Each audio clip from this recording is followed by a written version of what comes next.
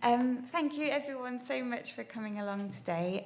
So just thought I'd do a little bit of very brief introduction because I want to give as much time as possible to the facilitators who I know have got some great presentations in store for us. No pressure, but I just know that you're great, so that's fine. So I just wanted to go through a bit of housekeeping and tell you a little bit about where the whole kind of project and this event came from. So I'll get the housekeeping out of the way, I think, so that that's done. Hopefully you've all found the toilets. They're in the sort of corner over there, and there's a changing places in the corner at the back there. There is a couple of quiet spaces. There's a sofa just behind here, and there's a quiet room upstairs if anyone needs that. If you need directions, just anyone in orange will hopefully be able to help you. We've also, obviously, we've said about photos and filming. So if you don't want to be filmed, just let us know, and we can arrange that. We've got, at the lunchtime, there'll be the showcasing lunch queue. So we're allowing some, I've just reminded myself to say people might be sort of going to the front so that they can go and man the stands. So it's not that they're trying to jump the queue. It's just that then they'll be there for you to go and talk to at lunchtime. We've also been giving out some paper tokens. I think registration was quite busy, so you might not have got some. But if you can, after this bit in the lunch session, there's an opportunity to give your comments about what would make research fun, fair, and about me, which is some comments that have come up from the community facilitators. We also have a sketch note artist, Becky, who's at the back there in the lovely bright dress. So she's going to be taking some notes. We will try and put it up on the screen at regular intervals so you can see how it's progressing, but also if you want to go and speak to Becky and sort of see how it's going, then do that as well. Raffle tickets. There are raffle tickets for you. If you fill in your feedback form, you can collect a raffle ticket, and we have a £50 voucher for various stalls across various venues, whatever they are called, those things that sell stuff, you can go and collect them from. And also a CPD course, which you'll find out a bit more about later as well. So please do hand in your feedback forms. And we also have a box for collecting your badges at the end of the day, just because recycling and trying to avoid too much waste for the planet. So please do put your badge in on your way out. So I think that's all of it. Obviously, if you've got any other questions, come and find me or anyone in Orange Lanyard, or the Chaos team have been brilliant as well. So just to give a bit of a background about this event and where the project has come from. It's a project funded by NHS England. It was 6 months. It was quite a tall order. It felt that we needed to increase inclusivity and participation in research, recognising that a lot of the time people recruited into research doesn't always represent everyone who should be included in research. And if research isn't fully inclusive, then is it really valid in its findings? And so we're tasked with sort of reaching communities who would otherwise not likely be involved in research. And we had a lot of discussion about how could we do this well, and thinking about 6 months is not a long time to kind of build those relationships. But I think we've really worked really hard to try and work out what would work well. We've done some mapping, so we've kind of understood what different organisations are there already doing research. And then we've also worked with community facilitators who've actually done a lot of our work for us by going out and having conversations about what are the barriers to being more involved in research, what are the things that might help people be more involved in research, and also to think about what does it actually mean to be involved in research. Is it just being recruited into a study and taking part, or is it actually being asked what is important to you and what should we be researching? So I'm sure there's much more I could tell you about the project, but I think that's kind of the boring bit. So I want to give more space to our speakers today, and you can always come and talk to me in the lunch interval to find out more about the project. So thank you again very much for coming, and I'll hand over to our Chair Dean just before the rest of the presentations.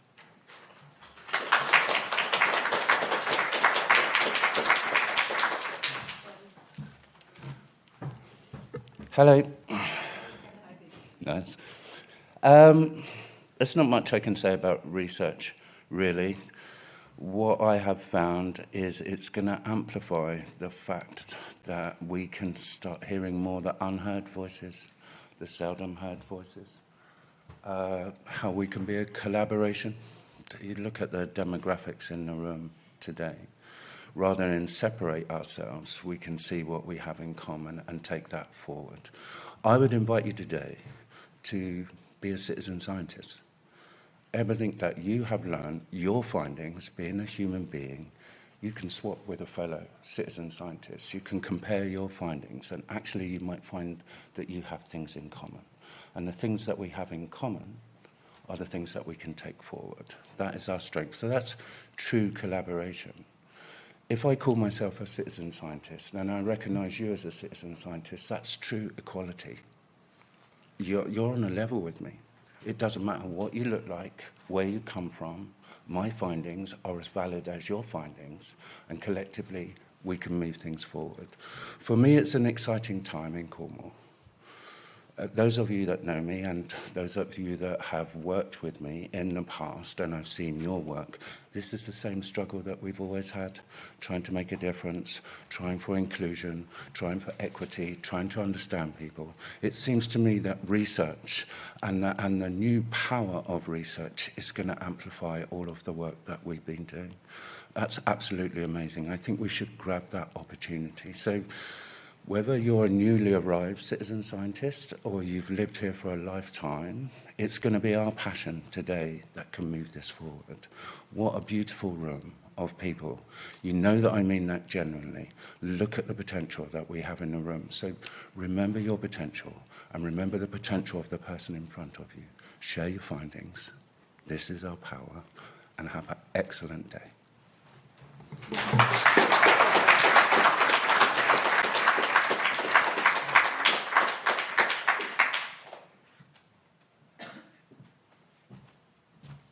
Hi everyone, I'm Nat from Volunteer Cornwall. Not very used to speaking to a room of people, so apologies for any nerves, but you've just got me for 5 minutes, so I'm just going to share some of the work that the community makers at Volunteer Cornwall have been doing. If we just go on to the next slide, I think it has one quote which just says, "I don't even know what the researchers do or who they are." And this was from a community hub member captured by one of our community makers. The community hubs, just on the next slide, for those that don't know, there's a network of 50 plus very established community hubs already and newly established spaces, which bring lots of different people together in the local space, offers them support, access to things that they might not be able to access online or amongst their community already, and also just a place to have fun, really. I think that's the main thing about a community hub, which, of course, engages people in health and well-being, but is just a really safe place for people to go to. And what we're sort of encouraging is that more research can be happening in local spaces, so really inviting researchers into those spaces instead of research happening in the hospital or in universities and so forth. So just on the next slide has a few quotes from people that they spoke to. I think the two main themes that I thought in my 5 minutes I would talk about here is the first one, the importance of building relationships with people, so either within the community spaces and with the people that you're working with on the research. So really taking the time, which I know researchers don't always have, but to sit and listen and think about where you want to build those relationships. I think it's really, really a great opportunity, as Dean said, for people to share their stories. So the second message really is taking that mixed method, using some research language, I guess, but a mixed method approach to capturing stories. Some people are very happy to sit one-on-one, have a long conversation, sit within their groups, and you observe. Other people don't even want to meet the researcher or want to meet someone who feels much more similar to them. And would prefer to do it in an anonymous way or confidential. So it really is not this one size fits all, and really, changing the way that we think about how we communicate and capture insights. Final slide, which I'll just leave you with, is some ideas of how to expand, shared by some people. If we just go to the next slide there. So I just shouted, didn't I? I really enjoyed this one because, the GP phone line. Can we share more information than the music that's being played at the moment? I thought that was a good idea. Just really starting to think about how we expand and engage more people. We've got, within what already exists, there's lots of opportunities to share about research that we're not actually using, I think, a lot of the time. I myself wouldn't know how to take part in a research study. It's only from working in this that I'm starting to understand it a lot more. So, where can we get that message across?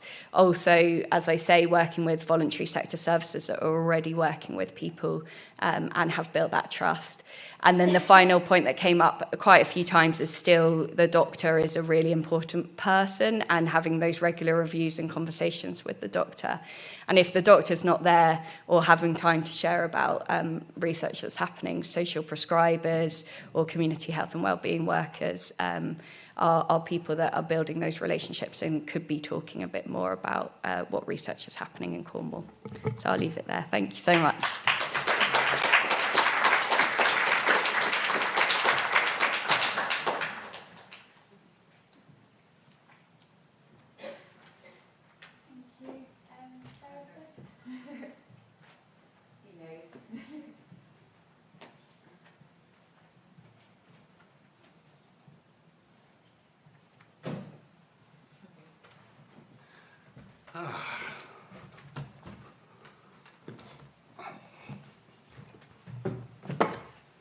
Wagwan.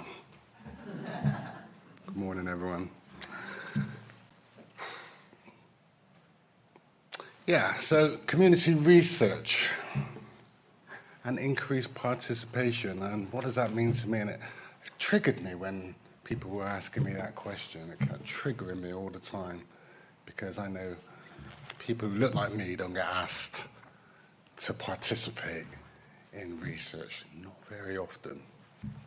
People who come from where I come from a council house estate in Bristol, North West. We don't normally get asked to participate in research. So I'm from Rice and Peace community. We do community culture and awareness. We try and create innovative solutions. We try and think outside the box when we're delivering our services. And we try to have a safe conversation. So once again, increasing participation in research. I think there should be a responsibility, like what we're doing now, to gather more people and involve more people. We should be powerful. All of us should be. The powerful should give us the opportunity to share our experiences. And I think we need the research tools. We need the research tools. We, our organisation. That's our conversation at the moment. When I look at our past history, I think of Stephen Lawrence, the race riots, Windrush, police harassment, affinity bias, school exclusions for black children, Carnival, stop and search, divide and conquer. I kind of listen to the NHS, their core themes, what they're looking at, what they really try to hit. And I think I've got it right. I think they're looking at respiratory, mental health, maternity, cardio, and diabetes. Okay. When I say we, I'm talking about our minority people, people of colour, black people, mixed people. How do we feel about research? There's trust issues. We have lived experience which are not being listened to. we can deliver some good impact. We are tired of being rejected. You all know the picture of the equality wall. It's not happening. And it's about problem solving, test and learn. And for me, it's about black health issues. Do you remember in 1932, the Tuskegee experiments in Alabama, where they researched on 600 Afro-Caribbean black people, black men, and they injected them with syphilis without them knowing, and they watched to see how long they can live with this syphilis without treatment. That was a wicked thing. And our history is soaked in trust issues.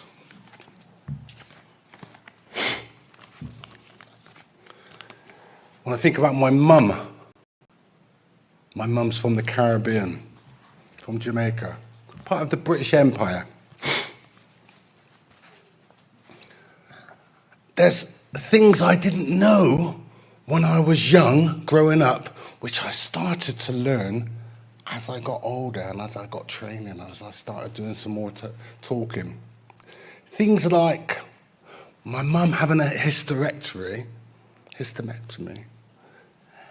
and the children had to go into care while she was gone into hospital. Well, we now know there's traumas involved in that, being taken away from your mother, being in care, those detachment issues. So that was when I was a baby. And then, when I was in my young 20s, my mum kept going to hospital, to the doctor, saying she's not feeling well, And all Dr. Howard could say is, you need to lose weight. You need to lose weight. You need to lose weight. Okay, she needs to lose weight. Tell her what to do, show her what to do. He wouldn't send her to the hospital for tests. There was no proper test had. And one day, he did a urine sample, and there was high protein in her urine. And most of you will know what that means. That's a red flag.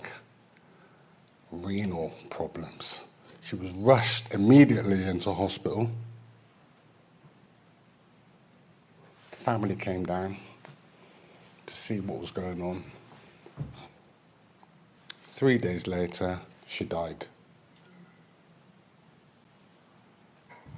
22nd of March 1990. I was a baby. I was young.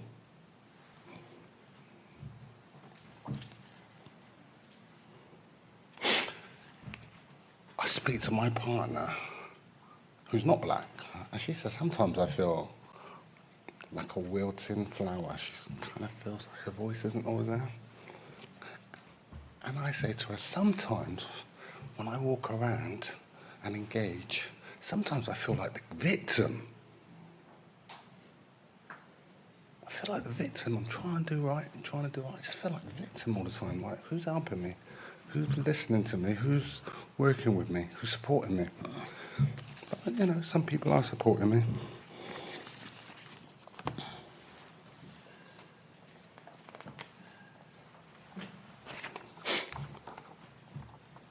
Rose, where's Rose?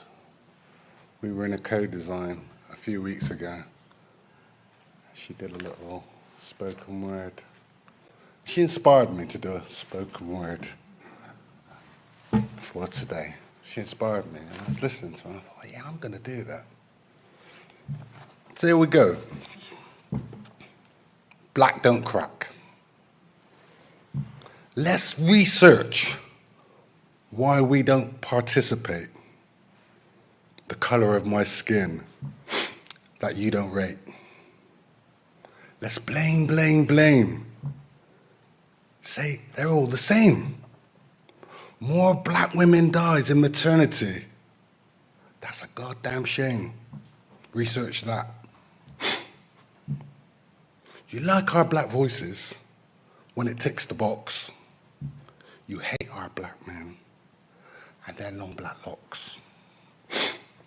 But no matter what you do, we'll still pull through because black don't crack. There's still no cure for sickle cell. There's still no cure for your racist hell. Management says, let's manage them out. And another black man in the prison cell. Let's research that.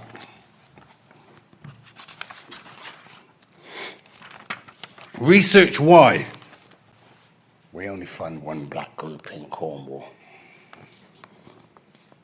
But it ticks the box, right?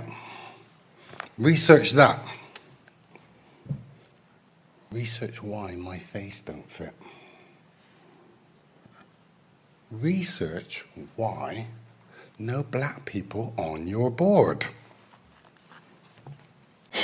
But tokenism and racism are still gone through the roof. Research that.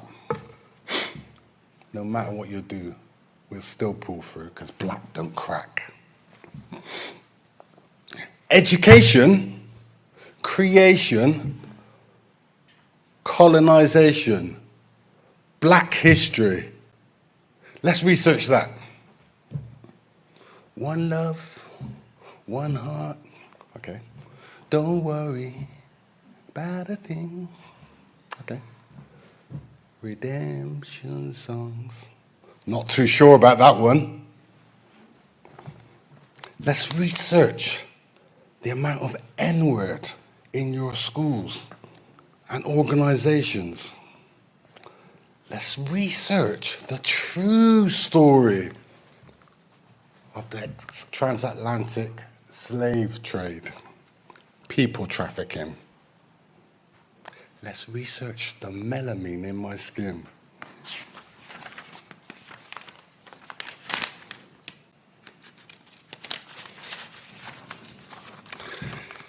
So yeah, you've got to tell your story so they'll appreciate your glory. Our past is different, and we all got a story. I'm not for everyone, and everyone is not for me. But those who see my heart adore me. And finally, I participate for a new history. Black man, black woman, please don't crack. This is my story.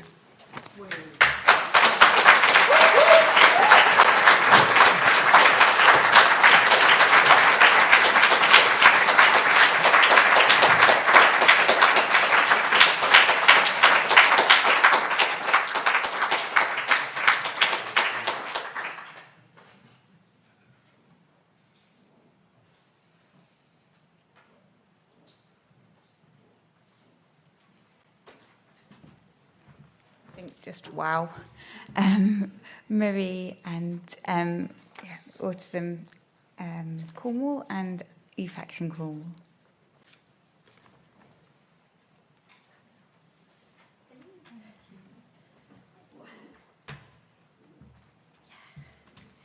Hello. My name is Marie Ralph. Well, Hutchinson Ralph now, I keep forgetting. So I run two organisations. One is the Autistic Community of Cornwall, which is autistic people supporting other autistic people and their families. And I also run Youth Art Connect, which is promoting the positive benefits of art on mental health and well-being. So we're both CICs, community interest companies. So we got involved in this through the NHS and our contacts because we felt it was something really, really important for both the organisations that I run Predominantly because very often autistic voices are not heard. I could feel quite a lot of what Beresford was saying there, because we do overlap quite a lot in the autism community. Very often, research that is done is around the learning disability side of autism, of which 80% of autistic people don't have a learning disability. So we were often asking, well, where's the research around people like us? Who is researching why 60 to 70% of us end up with long-term chronic health conditions such as autoimmune diseases? Why do around 70% of us have hypermobility conditions that impact on our ligaments and our joints? So it was really, really interesting. So through the community engagement network, we, I don't know how to turn the slides on here, so a little clicker. Do I use this thing? As you can tell, I'm really good at presenting. So we put together a little bit of research. We ran 3 world cafes around Cornwall, from the north down to the south, and we also did some online surveying, not just in the autistic community, but other communities that we were finding were overlapping within those communities. We often talk about intersectionality. We don't always see how much that we do cross over. We found that around 80% of the autistic population are also in the LGBT population, predominantly the trans, which is probably why we work very, very closely with Transparent Presence and Pride, on a lot of the work that we do. But there was a lot of also intersectional issues around these health outcomes. So we figured we get involved with 3 different organisations while we're doing it.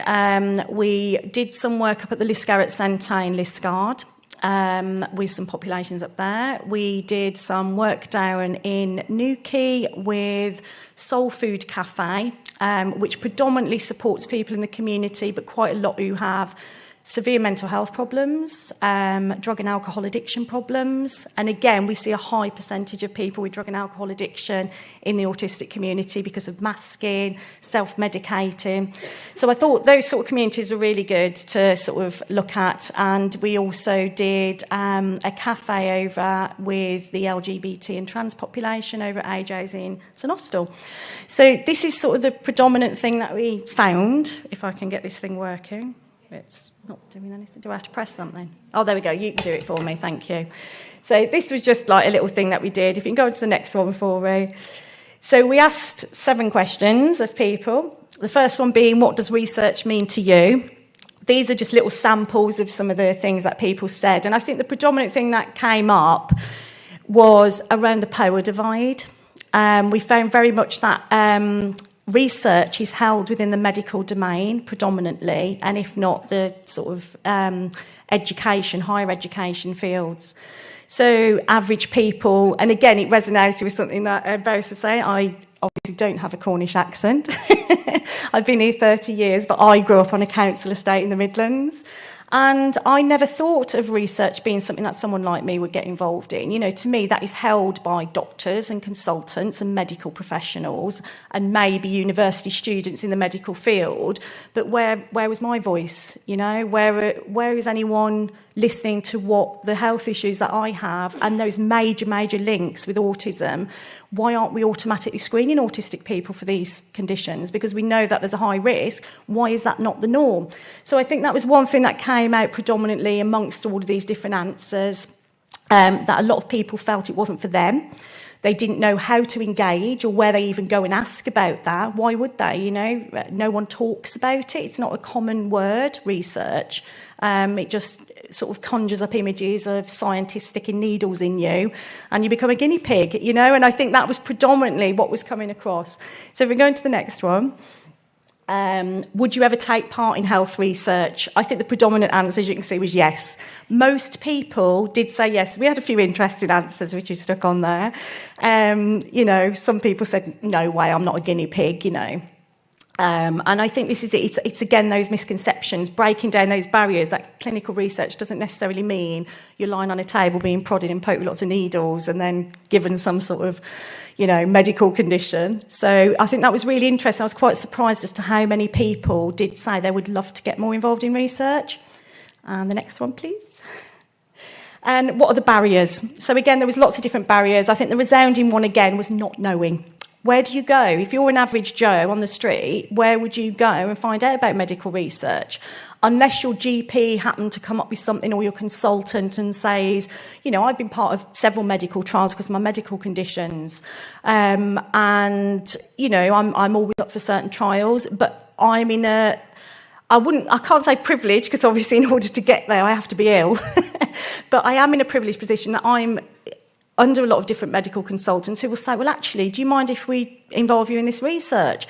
So I'm having access, but where do the average person go? How do we get them to know that research is more than just having needles stuck in you? It may be to help prevent other people getting this. It may be to help people find out more about it. So I think it was quite interesting, some of the answers we had there, and we can share these with anybody that wants to see the outcome.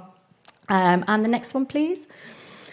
And what research would you like to see happening? Again, quite a lot of different answers, but I think the most common themes in particularly the autistic community was around the physical health links.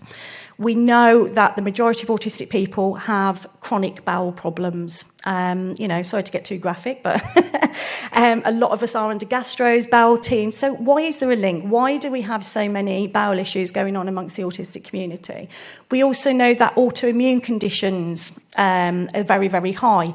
My own personal theory is that there was a research project done some years ago on the cortisol levels of autistic people in day-to-day life, were the same levels as people in frontline Afghanistan soldiers, which was quite shocking, you know, to think, well, what does high cortisol do? It impacts on your immune system. It attacks your immune system. So I'm just a layman, and I'm thinking, well, if I can sort of figure this out and sort of go, well, hang on, that probably explains why I've got several autoimmune conditions, because I'm living constantly hypervigilance and constantly, you know, triggered by lights and sounds and people. Then you can imagine why that impedes people's life outcomes and why we have lower health outcomes. We also have a much, much higher, around 80% of autistic people without a learning disability have high-level suicide and self-harm.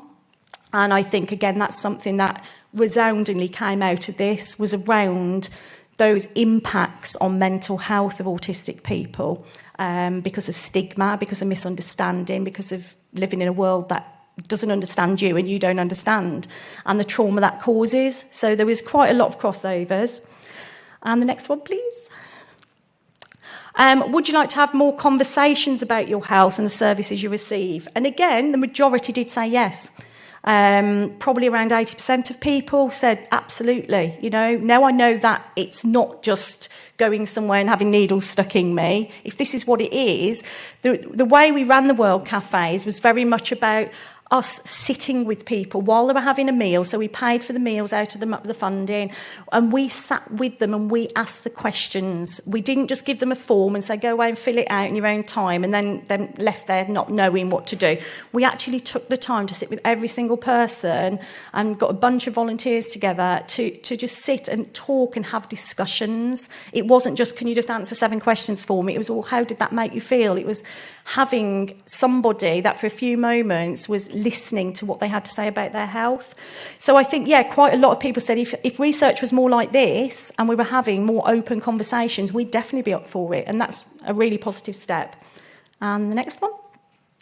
So how can research represent and include you? Again, I think, although we had lots of different answers, you know, about being listened to, we also had answers around things like knowing what the results are. Very often you get invited into research, but nobody really lets you know the outcomes. So why would you bother?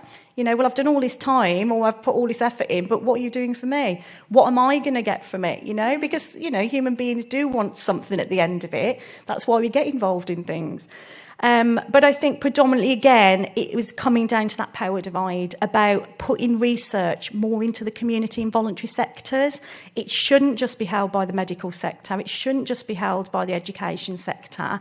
We should be, considering the general public, so that there should be methods where we can approach someone and say, I would like to look into this. How do I get involved in research? How would I get a team of people together and do studies? You know, this is just a very short study that we did. So it's possible, but with the right backing of education and the right backing of the medical field, why can't laymen go out and carry out research? And I think that's really important. And then the last one. Thank you very much. And how can your voice and what matters most in your life be included in research? Again, we got lots and lots of different answers. I think a lot of it was around sharing information. Quite a lot of answers around being collaborative. So we find that, you know, if you work collaboratively with other organisations, which we do all the time, you know, most of the work that we do is collaborative work. I think a lot of it is around making sure that people are listened to. And I think that's probably going to come across in most people's research, that you want to be listened to. And if you're heard, then you're more likely to get other people involved and talk about it with your friends and say, do you know what, that was actually pretty cool. You know, I got quite a lot out of that, or I feel I've helped something move forwards in terms of finding out health outcomes for people like me. So that was about it, really. It was really fun. It was tiring. It was stressful at times, trying to race up and down the country, running these little world cafes and making sure everything was in place. But it was definitely something we'd like to get more involved in, and our community has definitely said they'd like to, and I'm sure that's what will come across. So I think that was it. Thank you very much.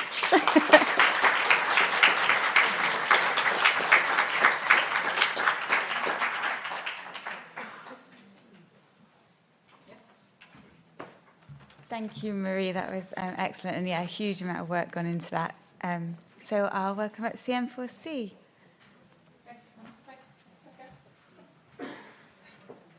Clearly it was just me and Beresford that got the email about the hats and the suitcases then.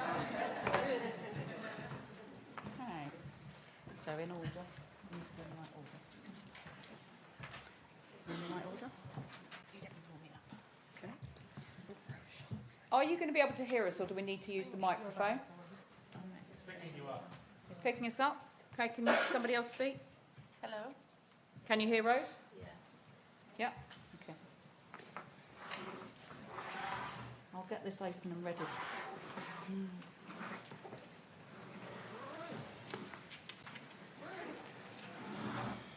Is it working? They won't like that much. Will you like it? Take it if you want to. Leave it on there, and then we can go on. Who's first? Tell me the first. Okay. Okay. Do I need it? No, don't think so. Hi, I'm Tarn Lamb. I'm the Chief Executive Officer for Cornwall Neighbourhoods for Change. Chief Encouragement Officer is probably a bit more appropriate. And today I'm going to introduce you to the fabulous Viva team, who are CM4C's team of community designers. And I'm going to ask them to tell you about what they do, the tools that they've used in their research, and the findings, the key themes that they've made through a whole host of community design activities with a whole range of different communities that they've consulted with. And they're going to tell you about a new thing that's in production. It's not finished yet. It's a new bag of tricks. So without further ado, let me introduce you to Tammy Bryan, who's going to tell you about our story of co-design. Hi, I'm Tammy, and I'm a mum of 2 teenage boys. And I've been doing this co-design thing for more than 8 years now. For us, it started with the early days of the National Lottery Community Fund programme, Building Better Opportunities, and our partnership with CTech Plus and many of the community anchors in this room. We use the principles of asset-based community development, of what matters to you, not what's the matter with you, of nothing without you, yeah? To help us and service deliverers to really reach further into the community. We went to the places where people feel comfortable and involved them in inclusive and equitable ways to be a partner in design, so that services are not delivered to or for them, but with them and of them.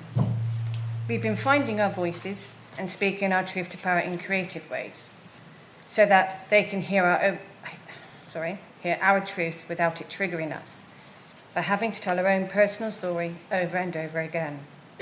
Our artists Karen, Trish and Richard have drawn and painted. Many of us have written poems, prose or raps, either individually or as a group. So now I'm going to introduce you to Jazz, who is going to tell you about some of the tools we've used. Hi, I'm Jasmine. I've been working with Viva for the last 3 years now. To begin with, as a volunteer, but I have now moved over to being an employee of CM4C. As Tammy said, I'm going to talk to you about 3 of the tools we've been using recently in order to gather the community's ideas on research. Please don't feel like we own them. Please take them and use them yourself. We want to see community research go as far and be as accessed by as many people as possible. If you have any further questions about any of the bits, please come and see us. We are more than happy to help provide you with the tools needed. So, our beginning one is gingerbread people. And who doesn't love gingerbread? We've got 2 ways of which we tend to do this. One where we have gingerbread people silhouettes on cardboard that people can write on. Another where we make actual gingerbread biscuits where people can ice, and then obviously you get to eat them afterwards. We go through this by asking people to start with their name. Who gave it to them? What does their name mean to them? From this, most of the time it pulls out quite a lot of similarities and differences in the group. And it really helps the group come together regardless of what might be on that piece of paper, to know that they are not alone. From this point onwards, we then start talking about identity factors and what matters to them. That might be their sexuality, their race, their gender, what about them matters to them, and then just what things in their life matters to them too. For most of our people, either their fur babies or their actual children always end up on that list. Well then, after we've got these gingerbread people, we take all the words and we put them on a Wordle up on the screen so everyone can see all together what we have in common and what our differences are that make us unique. The second activity we use are these postcards, of which we've got 2 examples here. There should be a third in the suitcase, but apparently not right in my hands. I'll have a room tool. Here you go. There you go. Third postcard. These are often based around what our initial consultation question is. One of our most popular ones is we have a light bulb for the bright ideas people might have around this idea of where they think changes and improvement can be made. The postcards on obligatory towards people, so people can use as many or as little as they like. And you'd be absolutely amazed at how often we end up with a massive stack of light bulb ones because the community have so many brilliant ideas. The third point is the one that I'm going to yabber on about for the longest. And this is our scaling walks, of which I'm going to get my 2 lovely assistants to roll an example one out now. You might have to bear with us here.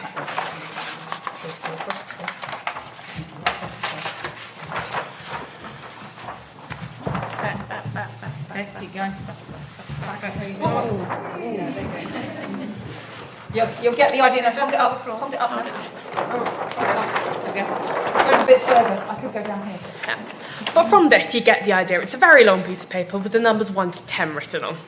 So, we'll start in the middle and we'll define what the issue we're looking at is. Regardless of what that is, we will make sure our point is clear, concise, and everyone understands the point. Once we have our issue defined, we will walk down to number 1 as a group. And this is the worst case scenario. What does it look like, smell like, feel like? What is the worst possible situation for our thing? This often gets quite depressing quite quickly. So once we finish making ourselves get very depressing, we'll then come all the way back up to 10. Now, this is utopia. This is the perfect situation. What is the best of the best look like, smell like, taste like? And obviously you get to see everyone's unique point of views in this tea. For some people, the best might be gold. Others, it might be the rainbow. And you always end up feeling much better after 10 than you do number 1. From this point onwards, everyone will then think, where did they believe we are on this scale of 1 to 10? From this moment onwards, once everyone's got their number, someone in the group who's good at math will then get a median. not a median, a mean. I promise I know what I'm talking about.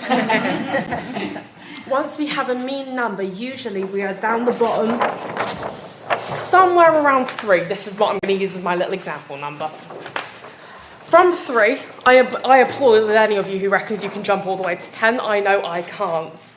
So we'll have a look at what our next steps can be to go from 3 to 4, 4 to 5, and 5 to 6, as that is much more manageable than that long jump. So we'll then come and do a little bit of defining around where we're currently at 3. Why did we end up there? And if someone's at, say, 7 and someone's at 1, why are those two people so far apart? And what different perspectives does everyone have to end up with such a vast variety? Is everyone looking at this from different angles that other people might not have considered? From this point, we'll then work as a group to think about what we could do to take that jump from 3 to 4, 4 to 5, 5 to 6. Once we've worked out these 3 points, we'll write them on a big flip chart paper, and everyone gets a pen that they get to go and draw a dot or a smiley face or whatever they want, really, next to the step that they think is the most important one we take. And from there, we're then able to bring that all together back to... I can't talk today, I do apologise. To bring that back to where we need to be to tie it all together. So now you've listened to me ramble, you get to hear more about the amazing key findings. And from Charlotte, Rose and Sasha. And I'm going to pass you over to Sasha now. Okay, just let me make that noise.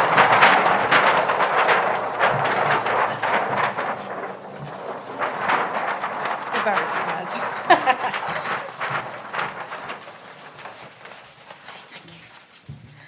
Let's look at what we have in our bag of tricks. Here's my purse. Let's look inside it.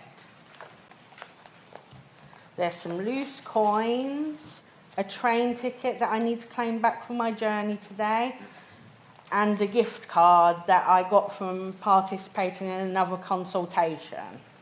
I'm going to read you a piece of prose that I wrote about money, reward, and recognition.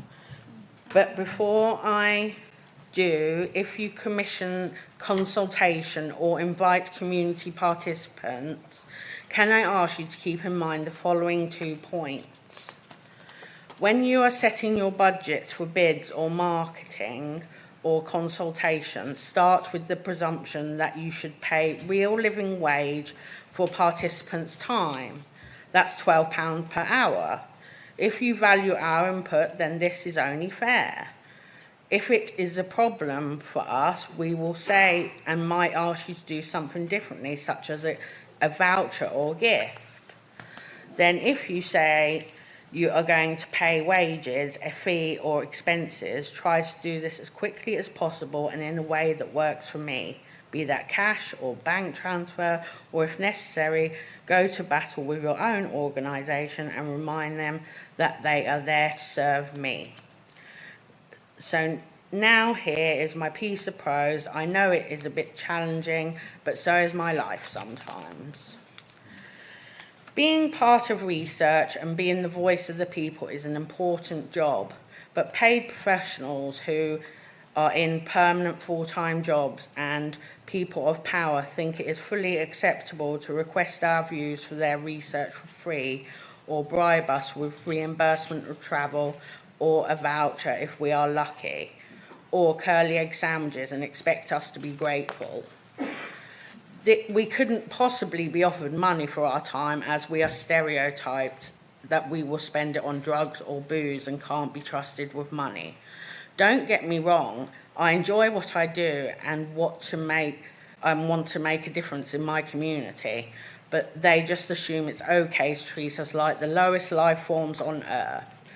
I feel like I need a flasher's coat full of vouchers and sneakily give the kind, selfless people who give their time to make a difference a reward for their hard work because they deserve it. It would be nice if we were treated like equals and treated like human beings, and we were valued for our hard work and views and actually be asked, what reward would you like for your hard work?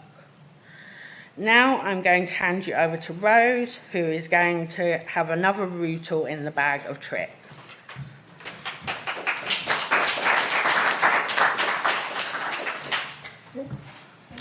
can see, it's a work in progress. Hello, lovelies. Look what I've got here. I've got my bucket and my spade, ready for a trip to the beach. But really, some of us struggle with going to the beach. It's quite an expense to get there. And sometimes we don't feel that confident, and some people look at us in a very judgy way. So this isn't about going to the beach, really. It's about encouraging everyone to dig deeper. We conducted some deep dives into themes that have emerged across our work. Firstly, representation. What does it mean? And how people go from being experts by experience to the go-to voice for representing a group. Drivers and motivations for involvement in consultation. As Sasha has already told you, we discussed money, reward and recognition, how people can move from being a volunteer researcher into work. Then we looked at capturing truths, the difficult bits outside the tick boxes and the activities, the rich veins of reality of people's day-to-day challenges. And this led us on to talking about how to give unpopular stories or messages to commissioners. We explored the role of creativity, particularly in giving people a voice without re-triggering trauma. Our two biggest learnings were clear. For the first one, I'm going to need to dig into the bag of tricks again. One moment, please.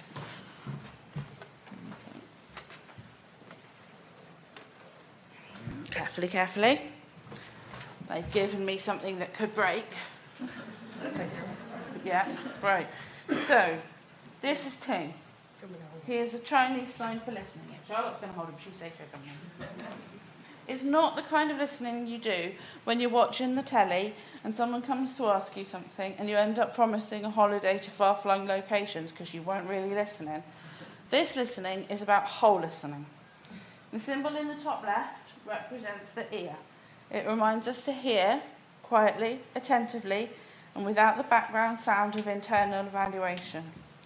The one on the top right represents the mind and the importance of using it to understand beyond hearing, to engage with the speaker, and through understanding of the speaker, draw out what they feel and hope to gain by communicating with you. Below the mind character is the symbol of the eye, reminding you to watch for body language, for gestures and expressions that tell a deeper story and reveal the deeper meaning of the speaker's intentions. And at the bottom, below the eye symbol, are two marks, and the heart above it, a number 1. Together, they represent the promise of Ting. If you listen with your heart, you will become one with your speaker. Now I'm going to hand you over to Charlotte and take me picture now. Oh, that's all right. I'm going over that way. All right, you take them back. Much safer. Okay. Take that. Thank you. Hiya. So I am going to talk to you about equity and equality. Ironically, everyone else has got 3D models, and I've been given this 2D sheet. But we'll work with what we've been given. I want to talk to you about respect, where people are treated as an individual, and I'll tell you what, you carry that. And not as a cohort, where they're engaged and listened to with integrity and not just part of a tick box exercise. Underneath all of this is power and equity. We all have a responsibility to be aware of our own power and privilege, to own it and understand it, and see how it has impacted on our own life outcomes. As we all need to own our challenges and our triggers. That's why when we do community design, we often stand and move around rather than sitting around a table. It seems easier for people to speak up, particularly when we underline that there is equity for every voice in the room. We need to hear what people contribute without judgment, to have a person-centred approach that we would hope from all services, and above all else to recognise that so often it's not people failing when they are homeless or jobless or ill.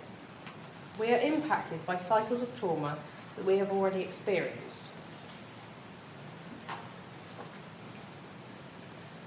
We need to remember that despite professionals not going to work and doing a bad job, and the millions of pounds that we invest there are unintended outcomes that mean it's the system that is failing people over and over again. Unfairly, it's the poorest places and more which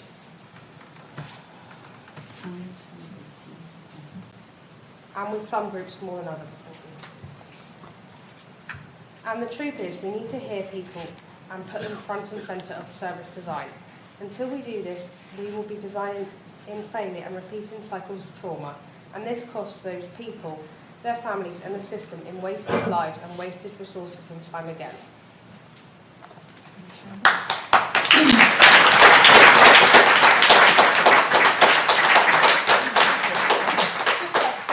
All the presenters today. Thank you for your bravery and your honesty. Our next steps as a group are going to be 3. We're working on a community consultation charter that enshrines the principles that should underpin all of our activities, and we really hope that if you commission consultation or you're involved in consultation, that you'll get involved in the development of that charter and stick to it. We're going to create a passport of helpful tools and props, a bit of a bag of tricks, to remind us of what to do and how to do it well. And finally, we're working on a pantomime. Oh no, we're not. Oh, yes, we are. Well done, crew. You didn't leave me hanging. And it's called Shrek the Reality Check. And handily, there's lots of people in the room because we're looking for people to join us. So if you want to get involved, we're writing the scripts and developing the props every Friday from 12:30 until 3 at the Elms, just up the road in Redriff. And anyone and everyone are welcome to join us. So just to close then, let's challenge ourselves as a research engagement network. Let's ask ourselves some questions as we go forward. What are the principles we would want to see in a charter for commissioning and consultation? What would a cohort of Cornwall community researchers look like? How would we build and share our repository of knowledge? How will we increase power and respect? How will we drive to the depths and measure our impact for the system, but most importantly, for the people of Cornwall, who we are all here to serve? Thank you.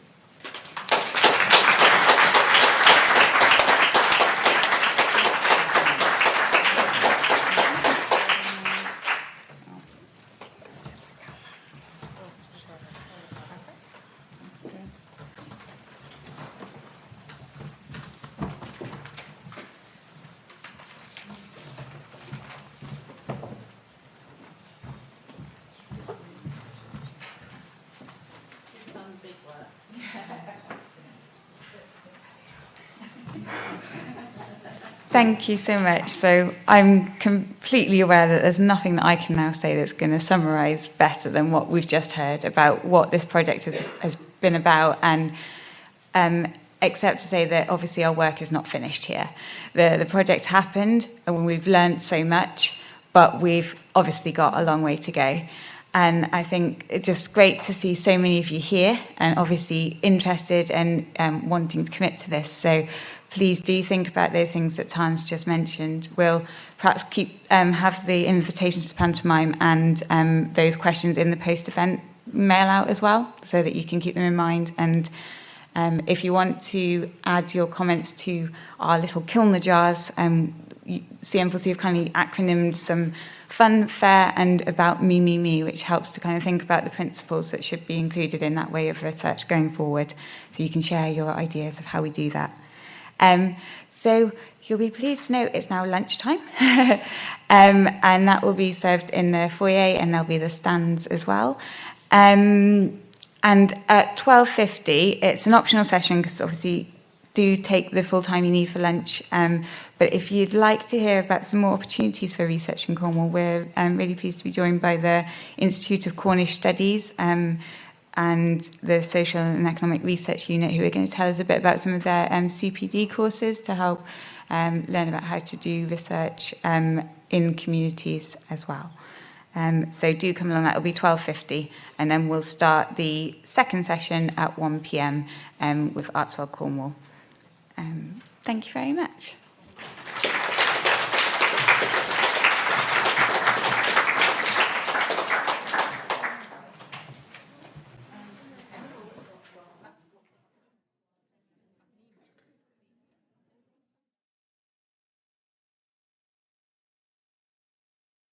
My name is Alan Beattie and I'm a Clinical Studies Officer here with the NHS in Cornwall. In brief terms, I'm a research practitioner, so I work at the delivery end of NIHR type clinical research in Cornwall. So often we have a part of research that is very academic, and then when we're at the delivery end, this is the more sort of practical end of research. So my day-to-day work involves finding the people with lived experience who are going to hopefully consent and complete the research piece of clinical trial or piece of research, and then find the data that we need to answer that research question. In particular, I focus on lots of research around psychosis. That's a professional interest, that's where most of my background is. And lots of the studies around that are around things like genetics. We have clinical trials on new types of treatment. Sometimes that treatment might be around psychotherapy, so sort of talking therapies. Sometimes it's about medication as well. You know, it's not just about medication. We generally have quite a good balanced viewpoint in research around looking at around all these different types of questions. What happens is we get the piece of research, so a research project as it were, and that piece of research might be looking at, say, as an example, psychosis. So perhaps we're looking at psychosis population, there's a question around genetics. So what I do then, I look at that and then I think, right, I need to find the people that meet that criteria, because the criteria is always very, very strict. It has to be strict because the data has to be all quantifiable and reliable. Then I go about approaching care teams in the NHS, sometimes private providers as well, and also approaching patient groups that I've worked with previously. That involves going out, attending various team meetings, going to day resource centres, and even sort of self-help groups that patients have as well. Ultimately, it's about having a conversation with people, and that's the part of the job that I really enjoy. In the past few years, I think people have more of an understanding of research than they ever did, and that can only be a good thing for us, because ultimately that's the thing that we have to do the most of, is getting out, speaking to people and saying, this is what research is now. It has changed a little bit. We have very modern and accessible ways of getting people involved in research, because we need people with lived experience. There's no two ways about that. So we need to make sure that those ways of engaging those people are accessible to them and acceptable to them as well. We want people to be comfortable. Ultimately, we want to create a very empowering process for our patients where possible.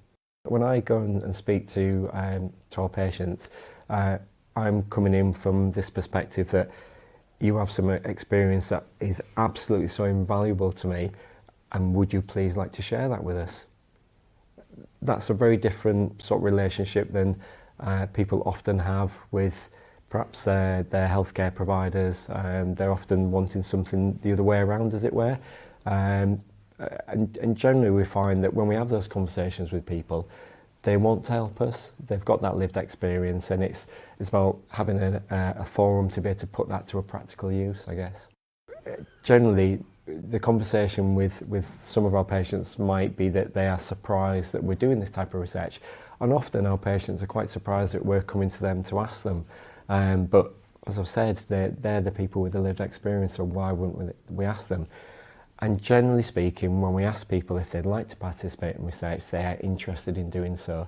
And as a team, we keep a quite close eye on sort of feedback with our patients, and in general I'd say it's over 80% of our patients who participate go on to participate in another piece of research, and therefore voting with their feet there, aren't they, because they're coming back again.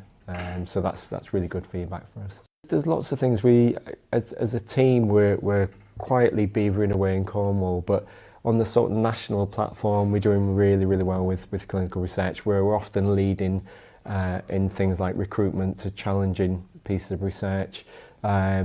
We at the moment, my colleague is running a patient experience group, so that's taken off, because research must have patient involvement, and that sounds really obvious when I put it like that, but actually what we're talking about is we need patients in at the very beginning when we're putting research together.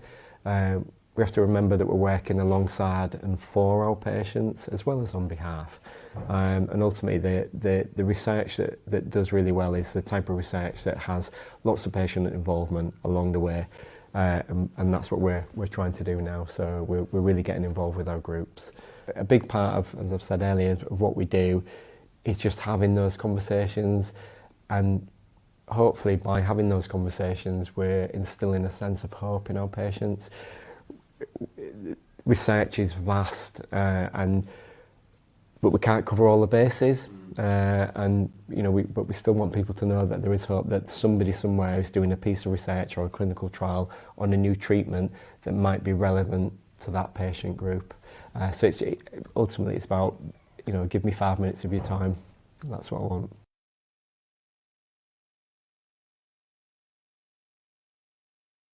My research journey started back in 2010.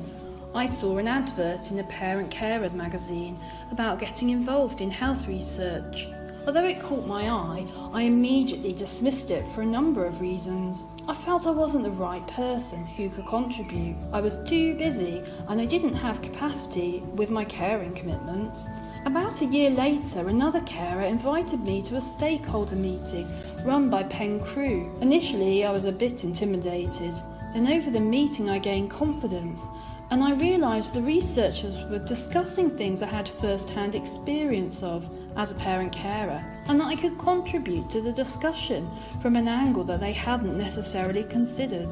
From then on, I've been inspired to get more involved in health research, and I've contributed to many Penn Clark research meetings and workshops. I was asked to give feedback on a Penn Clark Healthy Parent Carers project years and years ago, and I've seen it grow from an idea through to an initial pilot study and into a full application for funding for a feasibility study.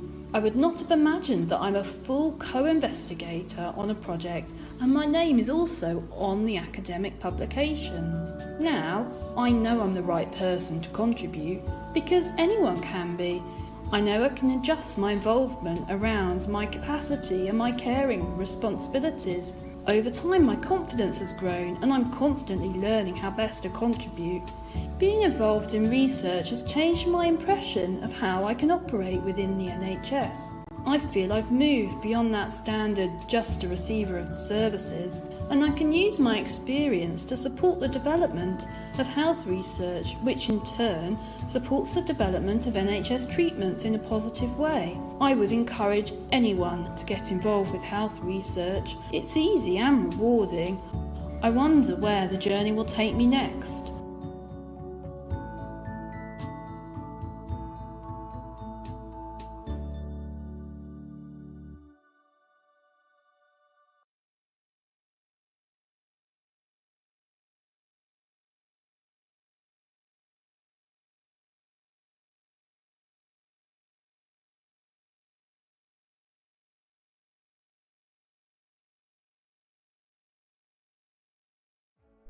Welcome to the National Institute for Health Research Clinical Research Network. Want to know more about how clinical research in the UK is organised? You're in the right place. The UK is one of the world leaders in clinical research, but the large number of different agencies involved in clinical research in the UK can be very confusing. As Thames Valley CRN Research Fellows, we have put together this animation to try and explain all of their different roles and responsibilities. By the end of the video, we'll have introduced you to most of the key organisations involved in clinical research in the UK. You'll learn about administration and organisation, funding, regulation, local support services, and where to learn more. What is the NIHR? The National Institute for Health Research, or NIHR, is a huge organisation funded by the government through the Department of Health and Social Care to increase the health and wealth of the nation through medical research. The NIHR is the nation's largest funder of health and care research and is the most integrated healthcare research system in the world. The NIHR has a number of key aims, including funding and supporting clinical research, management and governance of day-to-day clinical research activity, recruitment, training and education of researchers, and ensuring that the patients and the general public are always at the heart of what goes on in clinical research. There are 15 clinical research networks, each of which cover a different region of England. Each region has its own team of dedicated NIHR support staff. Each CRN itself consists of 6 divisions which represent a total of 30 different specialties. For example, Division 4 looks after mental health, dementia and neurological disorders. Your local CRN can direct you to the right team for your specialty.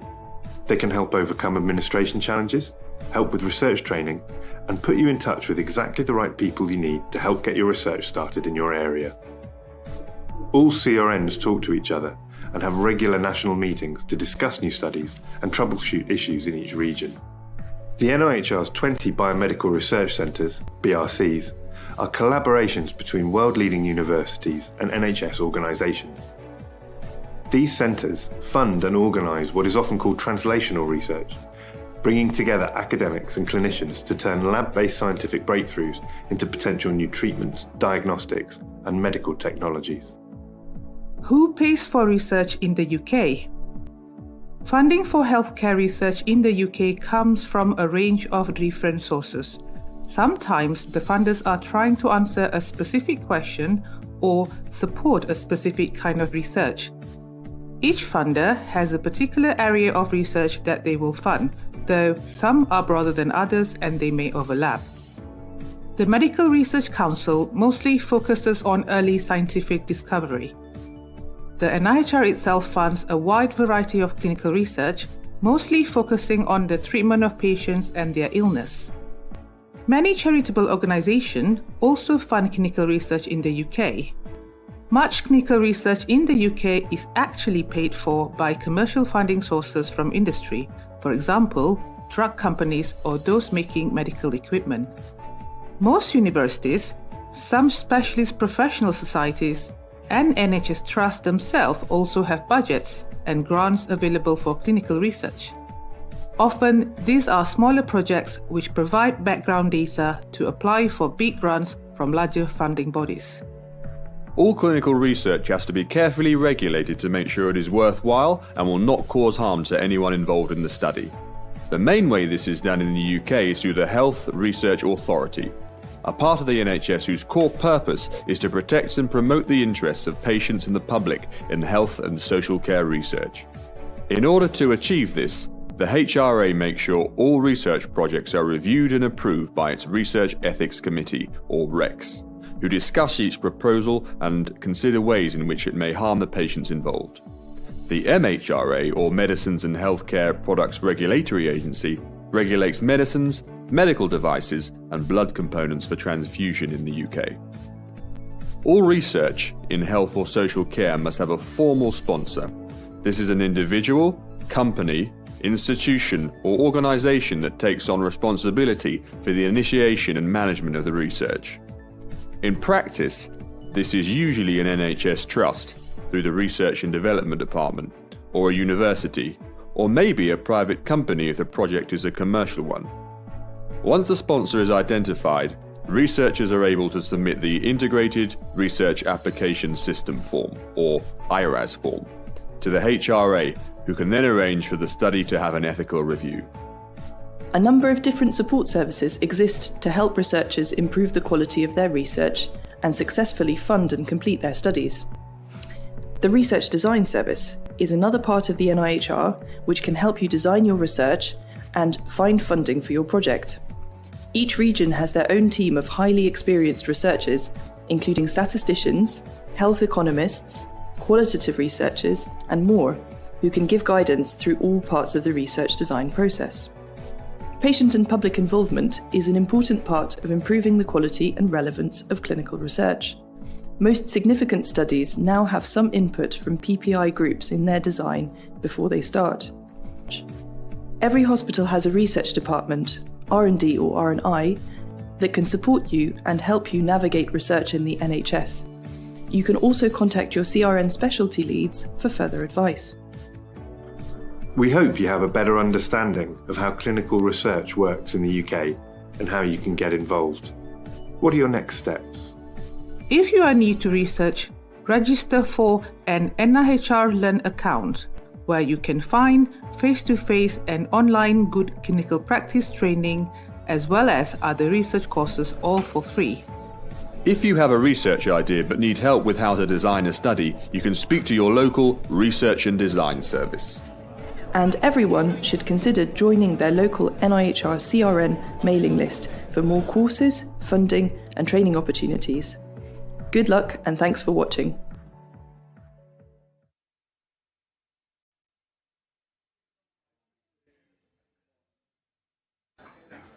Good afternoon, ladies and gentlemen. Wonderful to have you here with me. I'm Henry Rosewell from Chaos Digital. We're here today at the Voices of Cornwall Shaping Research event at the gorgeous, lovely Crescent Kerno. And with me now is a man equally as gorgeous and lovely as the building we're in. It's the wonderful Simon from Intercom Trust. Thank you for having me. Thank you. You're welcome. Well, I feel nearly as old as the building as well. Not at all, not at all. I'm sure there's more moss on the roof than ourselves. Tell me about yourself. Tell me about Intercom Trust to start with. We've seen each other at a few community events and whatnot, and it's wonderful to see you out and about. What is Intercom Trust? So I'm chair of the board of Intercom Trust, which sounds very grand, but somebody has to be behind the organisation. We've been around since 1997, so we've been around quite a long time. We started in the Exeter area with a helpline back in the 90s. We've grown and grown since then, and we've grown phenomenally over the last 5 or 6 years. So we have our head office in Exeter, and then we have an office in Plymouth, in Mutley Plain, and then we have a community centre in Truro, which is where Young and Yourself, YAY, the youth group, meet. Yes. We have a range of services. We have the youth group. We provide one-to-one advocacy and support for people. So anybody can self-refer or be referred to us, and they will meet with a LGBT practitioner. So we're working with and for people who are LGBT. And that person will help them discuss whatever issues they want to discuss, may refer them on to other people, work very closely with other support organisations. And then we also do conferences and training, but we also our Project for Family Pride is one of our more recent ones, where we've been working with families where any member of the family is LGBT, and that has caused any conflict in the family. Now, that might be that there's a young person, but it might also be a parent that has had an issue coming out with their children. Yeah. So any part of the family being LGBT, and that's our Family Pride project. All of our services are listed on our website.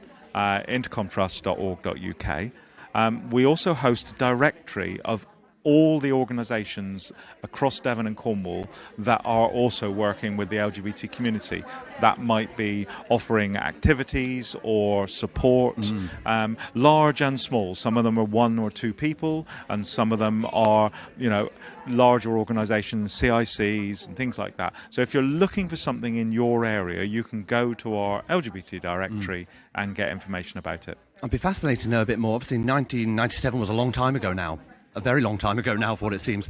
How has the landscape changed when offering support? Is there more need? Is there less need now? Do you think it's because it's obviously you're reaching more people? It's all of those things. So, cast your mind back to 1997. I can. There was no internet. Yep.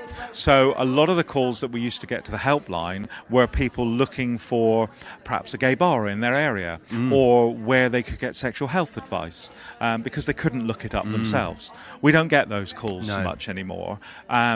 We get many more calls now from professionals who are also working to support people. So it's their role, and they need the additional information or support.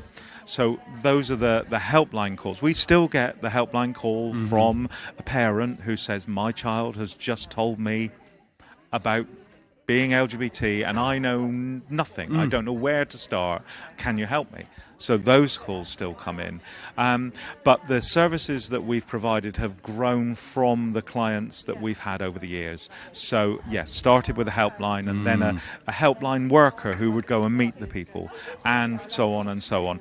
And then with the youth group, that very much came from the community themselves. In Cornwall, we part of a group called Partners and Communities Together. Intercom was involved as one of the partners, and we asked the LGBT community at Pride in 2008, what is it that you think is lacking? And they said there was nothing at the time for young LGBT people. And that group of people who were members of the community organisations that existed, like Intercom and the police, said, well, we'll need to make something. So we made the youth group. And it was its own organisation for nearly 10 years before it was growing and growing and growing, and it became apparent that it needed to either become a larger organisation itself from what it was, or become part of one. And we amalgamated with Intercom, which brought a whole new area into Intercom, because Intercom hadn't run its own youth group before. And although Yay retains its identity, it's funded by Children in Need. They have been very supportive over the years. It now is part and well embedded into the whole organisation, and fits very well with the work that we do around advocacy support and the family work. A lot of it links into mental health and suicide prevention. We always keep that close to our mind, that this is genuinely life-saving work, no matter what fun the youth group might be having. And they get involved in all sorts of art project work. They've done collaborations with the Tates and the Exchange in Penzance. They worked on an exhibition called the Scene Exhibition, which is still available online, and was in conjunction with the Arts Council. An amazing piece of work that brought artworks to Cornwall that had never been seen outside London. Amazing. And I imagine it's all quite validating as well. You know, you're seeing the results there and then, that delivery that you're going for. Do you find there's a bit of a stigma of people looking for the support that you've ever had to break down? Or do you think it's better now, or, not so much? The stigma of looking for the support, yes, there are still some people who are reluctant to ask for help and support. That taps into the guilt and shame that's associated with being LGBT, and that still needs overcoming. But that's where the one-to-one work can be done, because we can go and meet somebody in a cafe, somewhere they already feel comfortable, or in their school, or in a community centre, or a family hub, anywhere that they already feel that. And that's why those professionals who are contacting us can really help with that. So if we get an approach from a school saying they'd like some support for a young person, then they will provide a room at the school so that we can go and have that, and they will, manage that for us. Whilst we're talking about school, it's worth mentioning that Cornwall's the only place in the country that every secondary school has an LGBT group. We started them in secondary schools about 10 years ago, and every secondary school now has that. We support them. They provide staff and a space for it. Some of them are lunchtime, some of them are after school. And although we now have about 50 schools across Devon as well, there is nowhere else in the country that has them in every secondary school, and every LGBT person has that support for them in a place that they can already get to. I think that's really important there, and obviously you've got the rural landscape of Cornwall there. It's really important to reach these hard-to-reach communities and these groups. And I think, what you're saying there is, I try to cast my mind back and think, what would I have wanted when I was younger? And you're now sort of filling that gap and, filling that need there, which is just so important, and such amazing work being done. Simon, thank you very much for joining me for a lovely chat today. I won't keep you any longer, because I do know that lunch is now being served. That's where I should be. You're very welcome to head there. Thank you very much. Thank you very much, folks. We'll be back with you again shortly.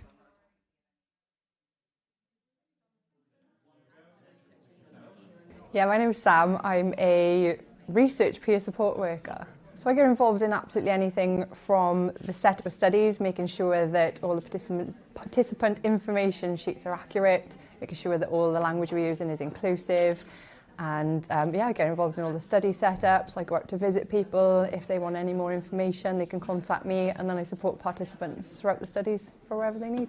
So my main areas that I focus on is ADHD and eating disorders, but we also do studies in dementia care, wound and tissue viability, lots of different things going on.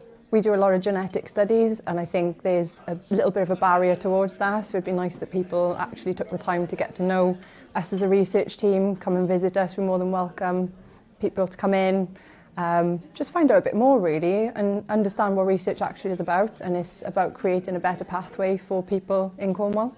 I get involved in research myself because I feel it's an important part of developing these services that I've been involved in as well. And then it goes right up to our clinical team. So there are people in lab courts that are looking at different lab results and things. So it's a variety of people, but all quite normal from all different walks of life. We couldn't do anything without the people using their voices. Their experiences really count and help shape our futures in the NHS. There's so many different things you can get involved in. Some are active participation, so you could be involved in clinical trials, which involve vaccinations, different medications and treatments, right down to just participant involvement, so people can just come and give us their opinions and ideas on how to get involved in research. And it's just nice that we've got those people's voices, so that they feel like they are listened to, and that their opinion really does matter and counts, and that's how we shape how research goes forward and the type of studies we run. So we start with patient involvement groups. So they come to us. We've already approached people out in the public. So for example, I'm taking part in the ADHD study we've got running at the moment. So we'll be contacting people that are diagnosed with ADHD. They'll come and speak to us in one-to-one interviews, or we set up focus groups, and we ask them, are they involved in research? What do they know about research? How can we make it easier for them to get involved? But also really to understand what they would like us to research about. And I think that's a really important part. Being ADHD myself, there's certain aspects that I'd like to know about ADHD, and then other things I'm not so interested in. So it's nice that they get the say in what we do research and what they would find valuable as the community. I find that I relate a lot more to people, and people relate a lot more to me. I've been on the other side where I've sat in a research office thinking, oh goodness, this person doesn't know what I've been through, what I'm feeling, even just the barriers to getting involved in research in the first place. So having someone for peer support, I hold their hand alongside, so they can get involved, but they are supported from someone that does have their understanding, but isn't a clinical research person. I'm just Sam, part of the research team. There is a massive things that we have to get involved with and make sure that we are reaching to ensure that data is protected and safe. It doesn't go any further than the people that need to know. And you can withdraw at any time. You're not involved in a study forever. If you decide to withdraw, then that's absolutely fine. You don't have to give us a reason, and your care within Cornwall Foundation Trust isn't affected at all. I think that's one of the main barriers. And then there's other things like, are they going to meet the criteria? And again, that's where I come in. I can talk to people about these things. It might just be they've got anxiety about meeting a researcher. Again, I think, like we talked about earlier, they believe the white people in white coats and things. And yeah, as you can see, I'm not that. Now we've got the right tools, the right education, and as long as people are able to give their consent and are aware of what they are participating in, then they can get involved in research. Being part of the NHS, we use a lot of buzz terms, acronyms, different things, and it's a minefield even for us working in here. So again, part of the peer support role is just breaking down that language into plain terms where everybody understands, which again breaks down barriers and allows people to fully understand what we do within research. Find out what research is going on in your area. You might find that there is something that really hits home to you and you think, yes, you know what, I want to make a difference in this, and that's where your voice can be heard. It might not serve you as a purpose right now, but then for future generations, we can better develop services, create a better understanding of different conditions. Yeah, just come and see what research is all about. Our doors are always open, so you're more than welcome to pop in and have a chat with the research team, or if you go on our website, then we can link you up there and we can always give you a call and ask us any questions you want. There's no such thing as a silly question when it comes to research. We've heard them all and we've probably asked them ourselves.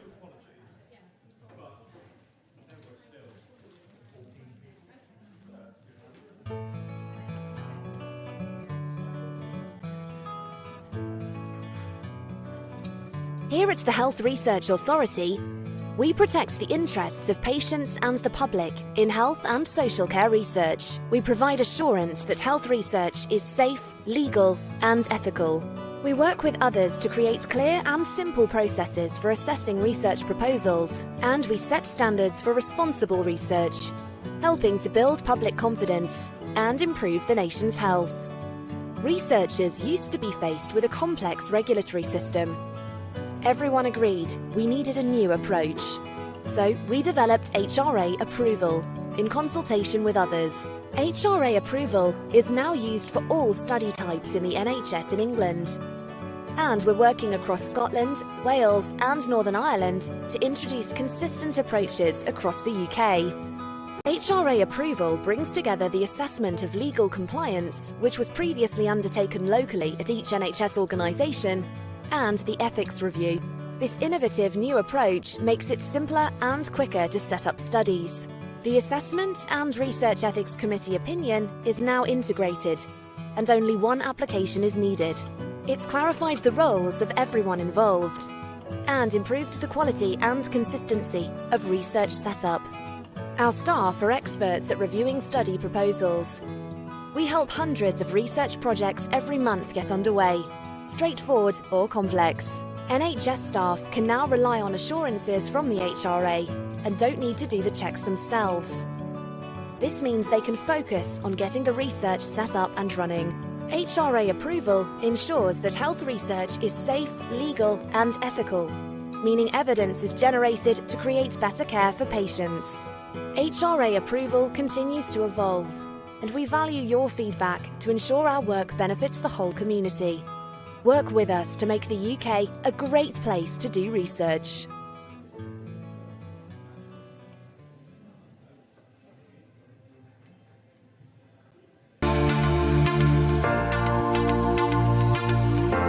Research isn't something that's only done by boffins and eggheads with clipboards. It's really about improving practice and making our patients' lives better. We have a team here who will be happy to support you. It can help guide you through step by step. We want research to become part of the day-to-day work that all of our teams do across the Trust. Not just an add-on, but something that guides our practice and improves our care. Staff contribute so much to research, and the key thing is you can contribute different amounts. Some people will get involved very much in writing up papers and so forth, whereas others will just recruit patients. And that is a huge, if you recruit one patient to a research project, that's a huge contribution. And one of the key things about clinicians that often they overlook is that their patients often trust them. That is worth its weight in gold. So if a clinician asks the patient if they want to get involved in research, they're much more likely to say yes compared to admin or research staff asking them. So clinicians have a really important part to play. The organisation as a whole, there's quite a lot of evidence that NHS trusts that are very heavily involved in research have better clinical outcomes. And I think that's because you attract staff and you keep staff motivated and interested and up to date with new interventions and new treatments, because in effect research is the thing that develops new treatments. And finally, humanity. Research benefits everybody. As a clinician, my practice is informed by evidence-based guidelines, and I think it's really important to be involved in shaping those guidelines of the future. I've been principal investigator for a couple of studies, which has been a good introduction to how studies are set up, the process of recruitment and liaising with the main study site. The research team has provided solid support and guidance around this, and I was able to do this alongside my clinical work. Without research, there would be no medicine. Research is the golden thread which informs us. What research does is it empowers us to make a difference in a logical manner and help deliver what I call the fundamental issue, which is basically the Hippocratic Oath, which is do no harm. A lot of people try a lot of things, and getting it right when you try many things is always a distinct possibility. But to get things right in an organized way, knowing what the potential blind spots are, what can do harm, is an achievement by itself. That is what research brings into medicine. I'm a Trust Research Fellow, and as chair of the Memory Assessment Service Forum, I make sure research is a standing item on our agenda so that the staff can be updated with progress and also newer trials for recruitment. In my clinical practice, we discuss research with most of our patients, and we work collaboratively with the research department when people put themselves forward as participants. Our Memory Service Information Pack has a section on research and how people can get in touch with the research department or the Join Dementia Research Campaign. This is also prominent and reiterated at our post-diagnostic visits. Research is vitally important. It has holistic benefits for patients now and patients in the future. We wouldn't have the various cures if it wasn't for research. It is also vital to find out what works, but also what doesn't work.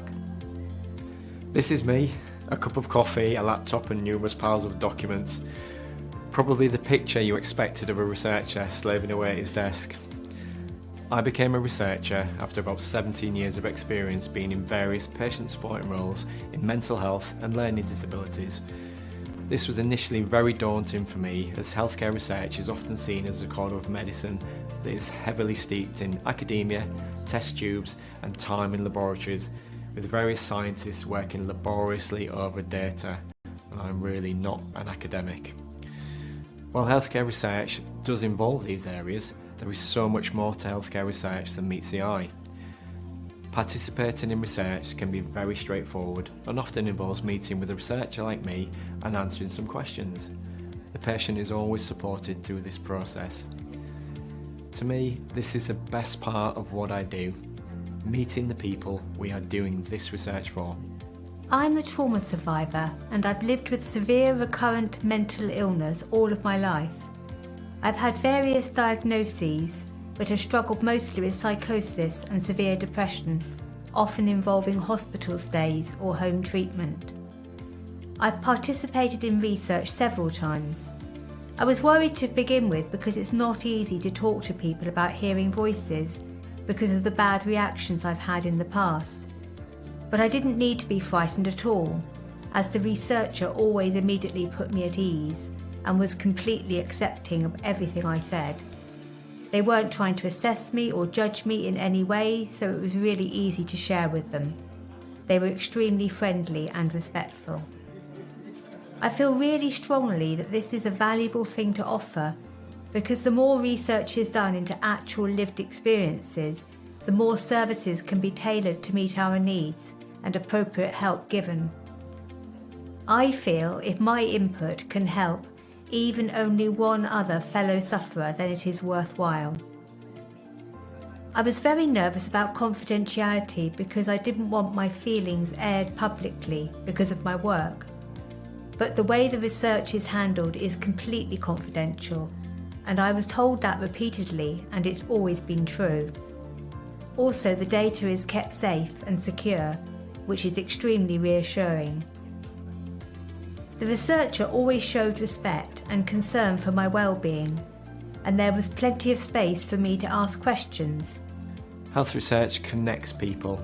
It empowers our patients through choice and participation. It enables access to new and innovative treatments, and ultimately engages people like you and me in shaping the choice and types of treatment we want to receive. Through my work, I feel a deep sense of connection and equality with these meetings with patients. I offer participation in research, and our patients bring their unique lived experience, which helps us shape the answers to the research question. It's this lived experience that is so fundamentally important to what we do. Taking part in research has really helped me feel that something positive can come from a seemingly negative experience. It's actually helped me on my journey. as I feel listened to and validated. Patients are the reason why I have a job. I wake up daily and tell myself that. And researching for them is religion in a way. And I think that's very important. But also, I think patients can be great teachers, and nowhere else can they be better teachers than in research. I've been able to become embedded in networks, which then provide more opportunities for our clinicians, our children and young people to be involved in research. I've also been able to spend some time spreading the word within our trust systems and getting to know those clinicians who are also interested in growing research opportunities. I'm also slowly but surely growing my own specific area of interest, which is the use of evidence-based lifestyle medicine approaches and the natural environment in CAMS. It feels like an exciting time, and I'm really hoping I'll be able to secure some further funding to continue and to build on this role. Cornwall and the South West Peninsula is a thriving area of innovation, and there is plenty of research going on. We have the support of the NIHR Applied Research Collaboration and the South West Academic Health Science Network. We can also link with Plymouth and Exeter universities, and we have leading centres such as the European Centre for Environment and Human Health right on our doorstep. Personally, I find that being engaged with research balances my clinical work really nicely. It ensures my thinking is constantly being challenged, and it enables me to nurture a certain amount of creativity and innovation. I want to see us involving young people and families more in mental health research in Cornwall, as it may help them to feel more engaged, and it has been shown to improve outcomes. I've been a nurse for 25 years, and there are things that I did 25 years ago that I wouldn't dream of doing now. And that's not because I was bad or not good at my job, but because we now have evidence that there are better ways to do things. And we wouldn't do that, we wouldn't know that without research. Anything and everything has a process, but the process in the end is very rewarding. And I can hand on heart say there is nothing more rewarding in my work, in addition to the clinical work, research. I think the research team do a really good job in putting people at ease, making sure they understand the research project, and also the fact that they can withdraw their consent at any time without any repercussion. It also means they get more social interaction with other people when they may have just been at home, alone and lonely. I would like to encourage clinicians to dip a toe or take a flying leap into the world of research, as it is likely to be rewarding. It may open doors to new and exciting opportunities, and it will certainly be very refreshing. Our patients are the experts in their own lives. It's their support that fuels research. It's this interaction that makes my job so worthwhile and motivates me and my colleagues to always be the best we can be for our patients and ensure that research is a meaningful and fulfilling experience for our patients and participants. I would heartily recommend taking part in research and would certainly want to do it again in the future. It is definitely one of the most important things I have done. So research, it's a win-win situation. It's a win for the patients, it's a win for staff, it's a win for the trust, and it's a win for humanity. That's a win-win, win-win situation. Isn't that good news?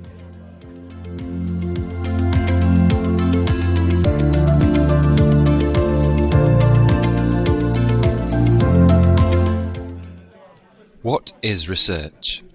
Research is a planned investigation carried out in an organised and systematic way. It produces information called data which, when analysed, tells us things we did not know or were unsure about before. When applied to practice, this new understanding may influence what we do.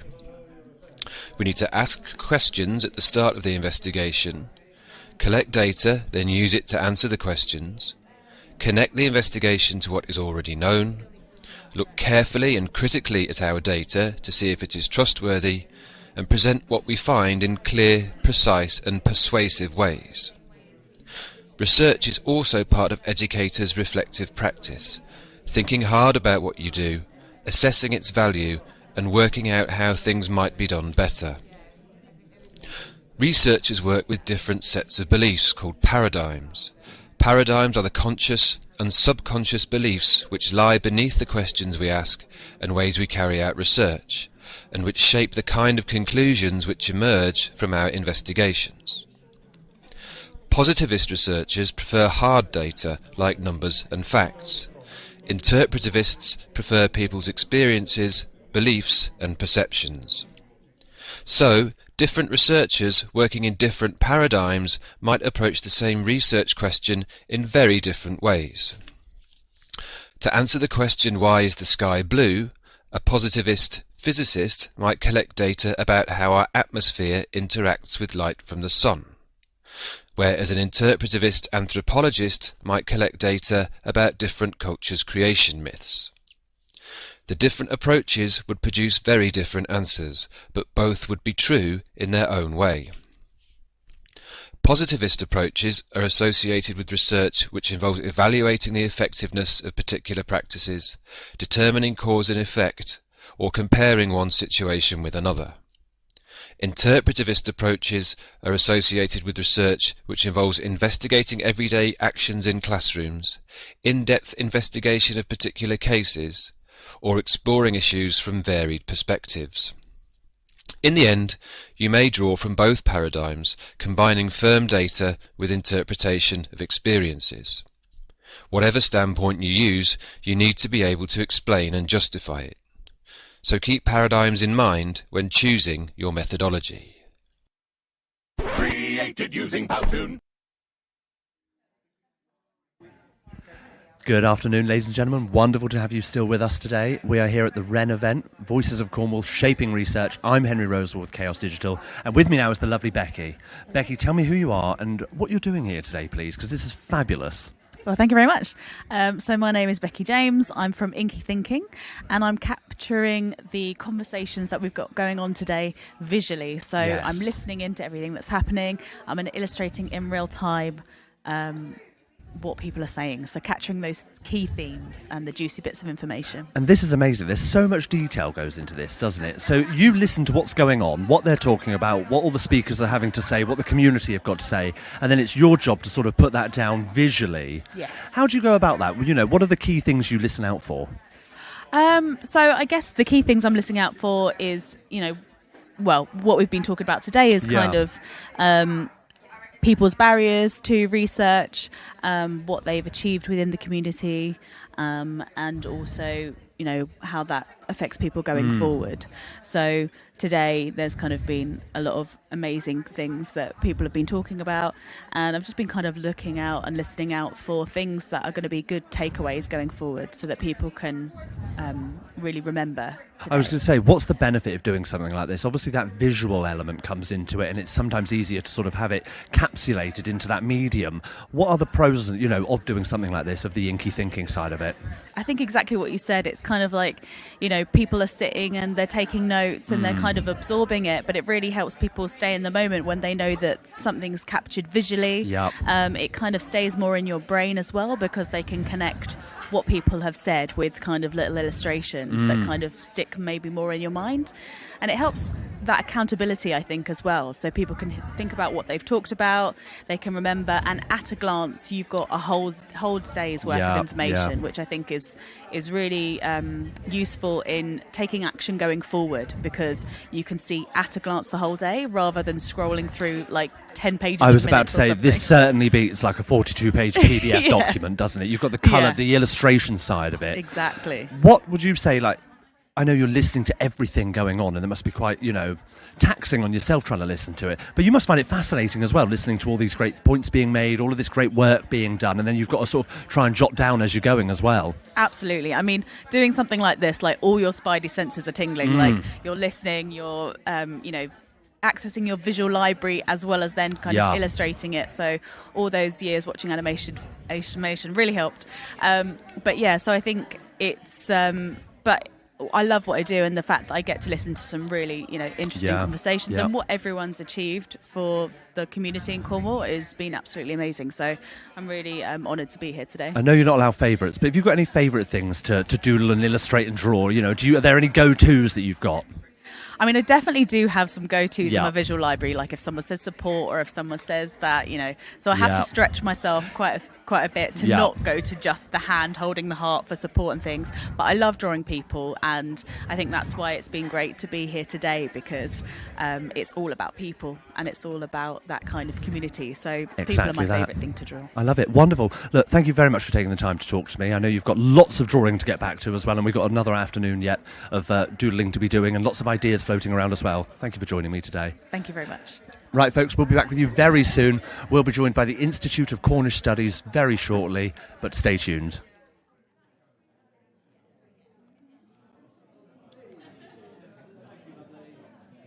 My name is Alan Beattie, and I'm a clinical studies officer here with the NHS in Cornwall. In brief terms, I'm a research practitioner, so I work at the delivery end of NIHR type clinical research in Cornwall. So often we have a part of research that is very academic, and then when we're at the delivery end, this is the more sort of practical end of research. So my day-to-day work involves finding the people with lived experience who are going to hopefully consent and complete the research piece of clinical trial or piece of research, and then find the data that we need to answer that research question. In particular, I focus on lots of research around psychosis. That's a professional interest, that's where most of my background is. And lots of the studies around that are around things like genetics. We have clinical trials on new types of treatment. Sometimes that treatment might be around psychotherapy, so sort of talking therapies. Sometimes it's about medication as well. It's not just about medication. We generally have quite a good balanced viewpoint in research around looking at around all these different types of questions. What happens is we get the piece of research, so a research project as it were, and that piece of research might be looking at, say, as an example, psychosis. So perhaps we're looking at a psychosis population, there's a question around genetics. So what I do then, I look at that and then I think, right, I need to find the people that meet that criteria, because the criteria is always very, very strict. It has to be strict because the data has to be all quantifiable and reliable. Then I go about approaching care teams in the NHS, sometimes private providers as well, and also approaching patient groups that I've worked with previously. That involves going out, attending various team meetings, going to day resource centres, and even sort of self-help groups that patients have as well. Ultimately, it's about having a conversation with people, and that's the part of the job that I really enjoy. In the past few years, I think people have more of an understanding of research than they ever did, and that can only be a good thing for us, because ultimately that's the thing that we have to do the most of, is getting out, speaking to people, saying this is what research is now. It has changed a little bit. We have very modern and accessible ways of getting people involved in research, because we need people with lived experience. There's no two ways about that. So we need to make sure that those ways of engaging those people are accessible to them and acceptable to them as well. We want people to be comfortable. Ultimately, we want to create a very empowering process for our patients where possible. When I go and speak to our patients, I'm coming in from this perspective that you have some experience that is absolutely so invaluable to me, and would you please like to share that with us? That's a very different sort of relationship than people often have with perhaps their healthcare providers.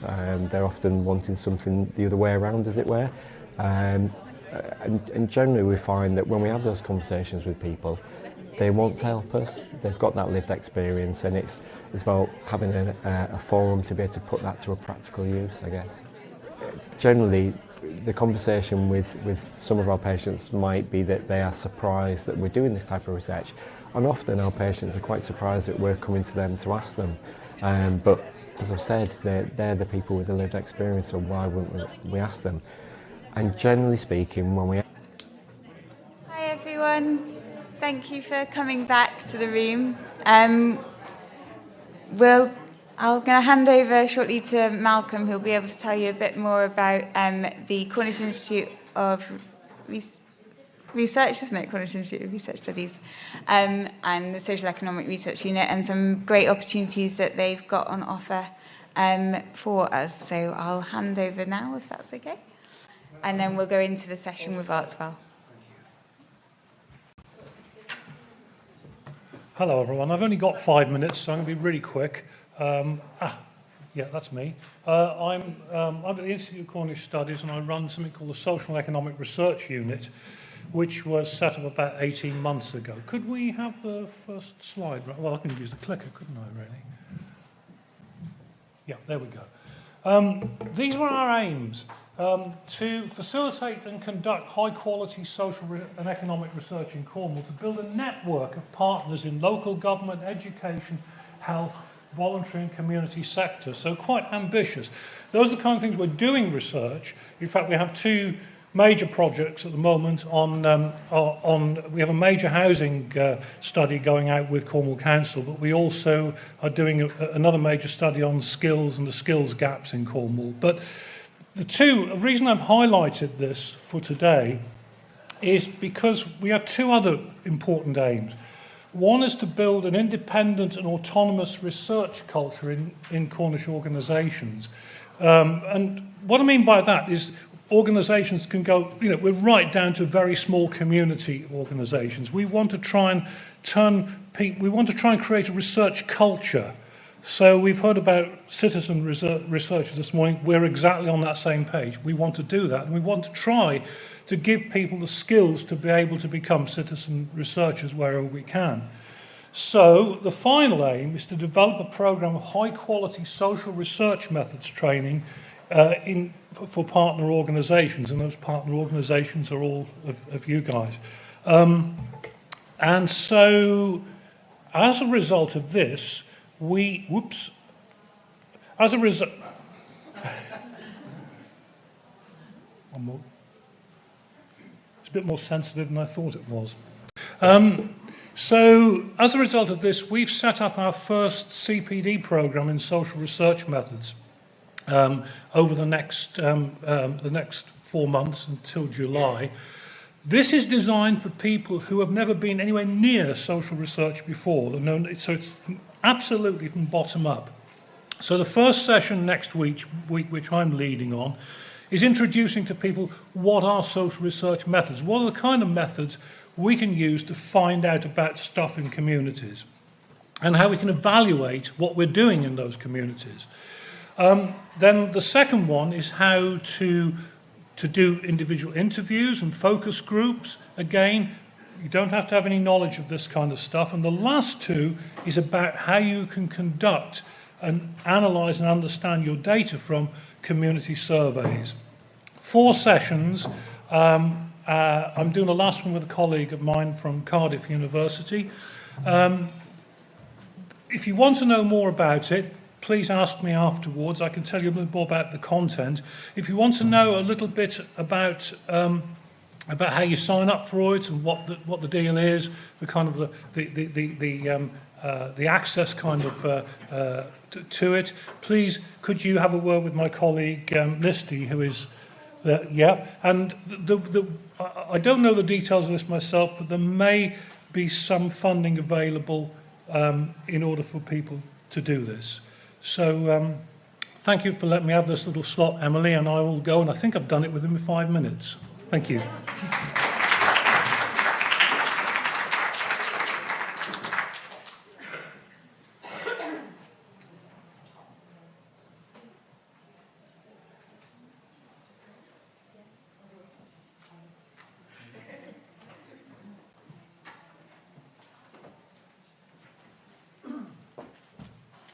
Thanks, Malcolm.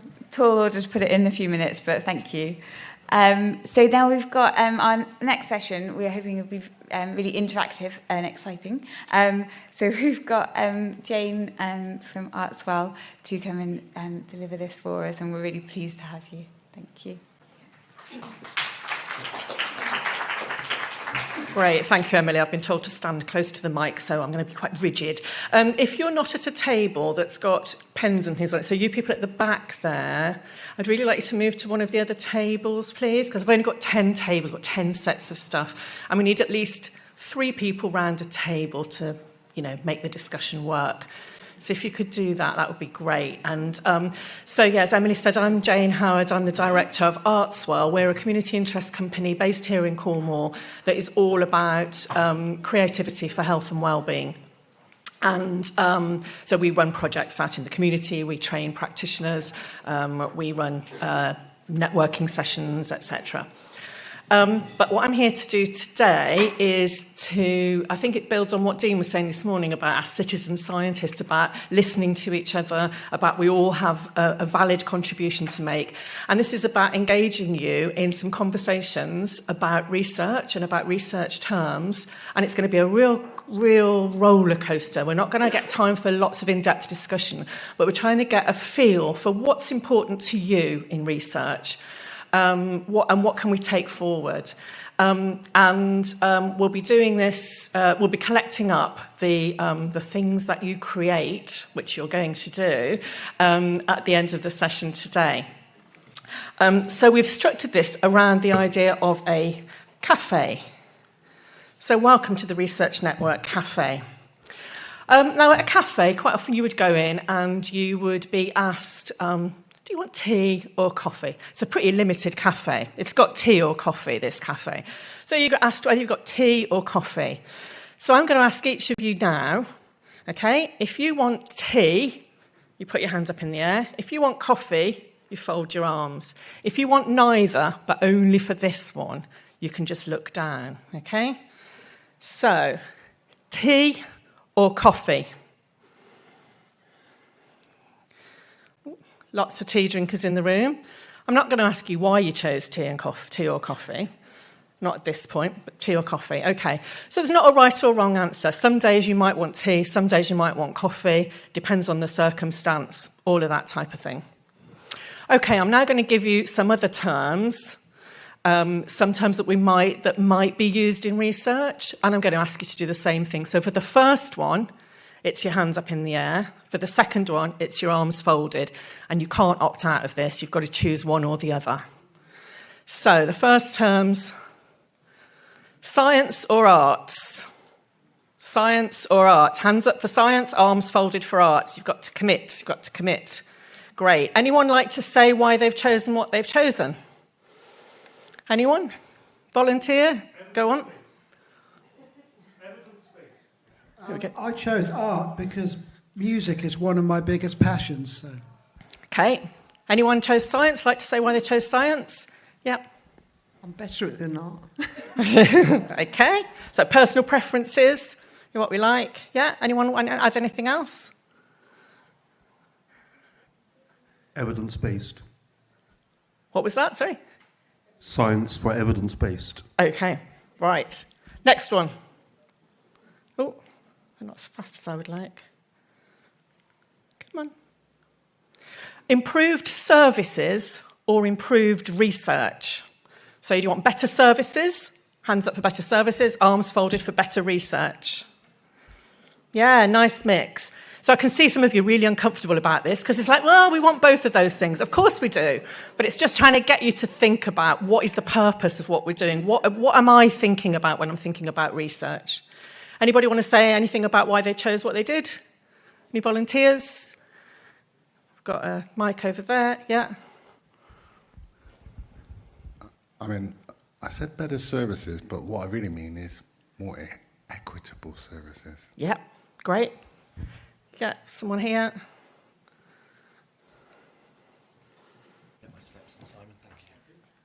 I said it, I wanted both. So I said improved services, knowing that in order to get improved services, you would have to do some improved research. Sneaky, yeah. I wanted both, and I said improved research, because without good research, you can't do good services. Okay, great. So we're getting a hang here that these things, it's just getting us to think about why are we doing what we're doing? What's it about? What's the purpose? What's the next one? Oh, good one. Oh. I can tell you the next one. Numbers or stories? Numbers, hands up for numbers, arms folded for stories. Arms folded for... Oh, we've got lots of stories tellers in the room. I'm going to ask some of the people who put their hands up for numbers if they would mind saying why they've said numbers, since they're a bit outnumbered in the room. Go on, this lady here again. Yeah. Right. Without good numbers, we can't actually understand what's happening with the stories. Okay. Anyone else like to add anything to that? Guy at the back here. Stories can be useful, but without evidence to back them up, they're just a particular view at times. Okay. Anyone from the stories lot like to have a go back at that? Yeah. I think numbers end in averages, and the stories tell the people at the other ends of the averages that get missed. Okay, yeah, lady there. I think it starts with a story that you should then look at numbers to see the scale of if that's impacting lots of people, and then that's when you can make the big difference. Great, thank you. Yeah. I think some of the stories should need to be retold because many of them are lies. Okay. Example, Christopher Columbus did not discover America. Great. Yeah. Okay. So again, just getting us to think about these things. Where's our preference? What do we want? And what are we doing with these things? If we're collecting stories, what are we doing them? If we're collecting numbers, what's that about? Oh, next one. All right. Yeah. Finding out whether something works or finding out how it works. So do we want to find out whether something works, or do we want to find out how it works? So whether it works, hands up. How it works, arms folded. Got a few hands up for whether it works and a lot for how it works. Anybody like to volunteer why they've chosen what they've chosen? Whoa. Yeah, because there is too much done with gatekeepers and that sort of stuff that are saying that they're providing services, and it's not even checking whether it works for people, for different members of the community and stuff. So we end up with no choice, and we're supposed to be grateful for something that's in our name but actually doesn't work for us. Okay, thank you. Anybody else? Controversial, but if I was to take a vaccine or think about vaccines for my children, I'd like to have reassurance about if it works. I'm not so interested on how it works, because that for me is a bit too much detail. Okay. Depends on context again, doesn't it? Yeah. But again, things to think about when you're thinking about research. What's this research doing? Okay. Who should be leading research? Should it be... Oh, no, missed one. No, there we go. Should it be experts or should it be communities? Experts, hands up. Communities, arms folded. I expected to see lots of arms folded in this room because you've all come along because you're interested in communities leading research, but we've got some hands up. Anybody, would you like to say why you've put experts? Would you like to? I'm not exactly a research expert, but I did do part of my psychology A-level was research methods in college, and getting really good quality data that's controlled. It takes care of variables, extraneous factors, etc. And making sure your study demonstrates what you actually want it to demonstrate is a really thorough, intensive process. And as important as the community is and the people affected by different research-related concerns and their input being included, you need people leading it that actually know what they're doing when it comes to making sure there aren't little itsy-bitsy nitty bits interfering in the investigation and giving you a result that isn't quite accurate. Okay, great. It's really interesting because we've got lots of experts in the room and you're all going, oh, no, not me. I'm not leading it. I'm going to let communities lead it. Interesting, and thank you for that. I'm going to whiz through because we've just got a few more to go. Analysis or instinct? Are you going to analyse the data or are you going to look at it and go, I think this is what it's telling me? Analysis, hands up. Yeah. Instinct, we've got some arms folded. Yeah, okay, I'm just going to crack through. Policy change. Do we want research that leads to change in policy, or do we want research that leads to change in practice on the ground, local practice? So we're looking at policy, which is big picture stuff, big change. Hands up for that. Arms folded if you want to see changes in local practice. Yeah, you see, you're all like, oh, I want both. Of course we do. Just getting us to think about why we're doing what we're doing. Next one.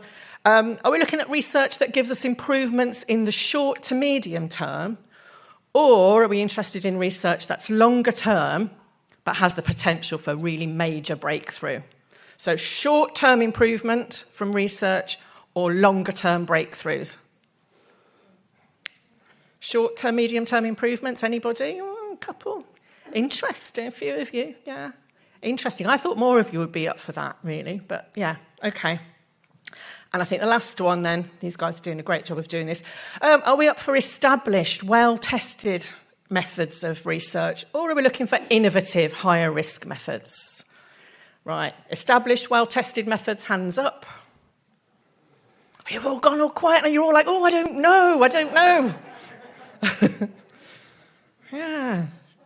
We're all innovative methods, interesting. Lots of you going for the innovative methods, but they are higher risk, not tested out. So that's just a little introduction to the cafe to get you to think about some of these terms. Okay, what I now want you to do is on your tables you will have a paper plate which is covering up a plate of biscuits. I want you to reveal your plate of biscuits, and they are real biscuits. Okay, now then, you can eat them later. So, with your biscuits, what I'd like to know, I'd like someone to volunteer, have a look at your plate of biscuits, and let me know which is the odd one out on your plate of biscuits. Which one do you think's the odd one out? There isn't a right answer. Anybody like to volunteer? Right, lady down here. Hang on, lady down here wants to volunteer to say. Hold on, yep. This is a very interesting fact. Listen up. Listen all. I learned this week that rich tea, I think if they're digestive, who do they make? It is a rich tea. Who makes them? McVitie's. Is the only one that doesn't have palm oil in it. There we go. Right? I didn't know that. So nobody's going to eat this. Okay. Someone over there? The Jaffa cake's the one odd one out because it's a cake and not a biscuit. You see, yeah, I knew someone would say that. Cakes go hard? I knew someone would say that. Biscuits go soft when they're stale. When I bought those Jaffa cakes, where do you think I found them in the supermarket? Did I find them with biscuits or did I find them with cakes? I found them with biscuits. Interesting. Different perceptions. Anybody else like to volunteer another one? Yep, down here. It's got a hole in the middle and it's got icing and the other ones have icing. Great. Part of it's got icing and it's got a hole in the middle. Yeah, absolutely. Okay. So our biscuits, they're all biscuits, but there are slight differences between them. And we've all got a different view about which ones are the, why we think that's important. Some of it is about, I might say, actually, the odd one out there is, for me, is the chocolate digestive because it's the only one I really like. So you're now going to get some statements, or not statements, so some terms that were used in research. And again, I want you to think about which is the odd one out. Now, there's no right or wrong answer here. This is about you thinking for yourself, what actually do these terms mean to me? So participation, sharing experiences, collaboration, co-production, all these terms we hear about, community involvement, stakeholder engagement. Anyone like to volunteer one of those that they think is the odd one out? Or, which is your favourite? Actually, I could have asked you that. Which is your favourite biscuit? You'd all have a different one, but yeah, guy back there. I think stakeholder engagement is very often it actually limits who you can find stakeholders, whereas some of the others. Oh, sorry. Some of the others are actually more wider participation. Okay, yeah, good one. Anyone else like to volunteer another one that might be the odd one out? Yep. Sharing experiences because it's not really defined as a method, I think. Okay. Yeah, all of these are valid. All of these are valid. It's just getting us to think about what the terms that we use and how we use them, why we use them. Okay, I'm going to move on to the next one. Statistics, data, evidence, lived experience, stories and observations. Anyone like to volunteer what they think might be an odd one out, or their favourite? I don't mind. Whatever you want to say about any of these. You've all gone very quiet. There's not a wrong answer. Yep. Okay, I'll say stories because... I'll say stories because from where I come from with a lot of parent carers and carers, we have all got different lived experiences, but they are relevant to our individual needs, our individual experience. So they'll be very different from the next person's story and the next person's story. Okay. Yep. Guy here. Observations, because that is somebody looking in on something, whereas all of the others come from people or the actual thing itself, whereas observation is done externally. Okay. Anyone want to add anything to that or comment on that? Disagree with that? Offer us something else? No? Oh, yeah, okay, down here. Observations can be about people in communities observing each other. So observations can be quite equitable and communal. They don't have to be about somebody parachuting in. Okay, great. So we're getting a little bit...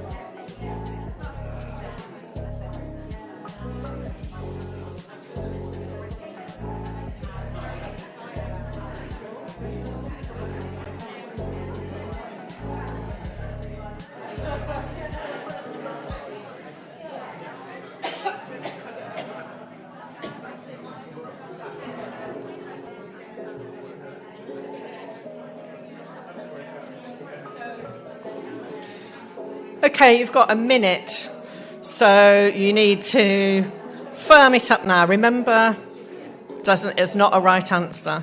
What we're trying to get at here, we're going to collect these up. What we're trying to get at is just a sense of collectively what's most important to you all in research. What are the most important values to you in research?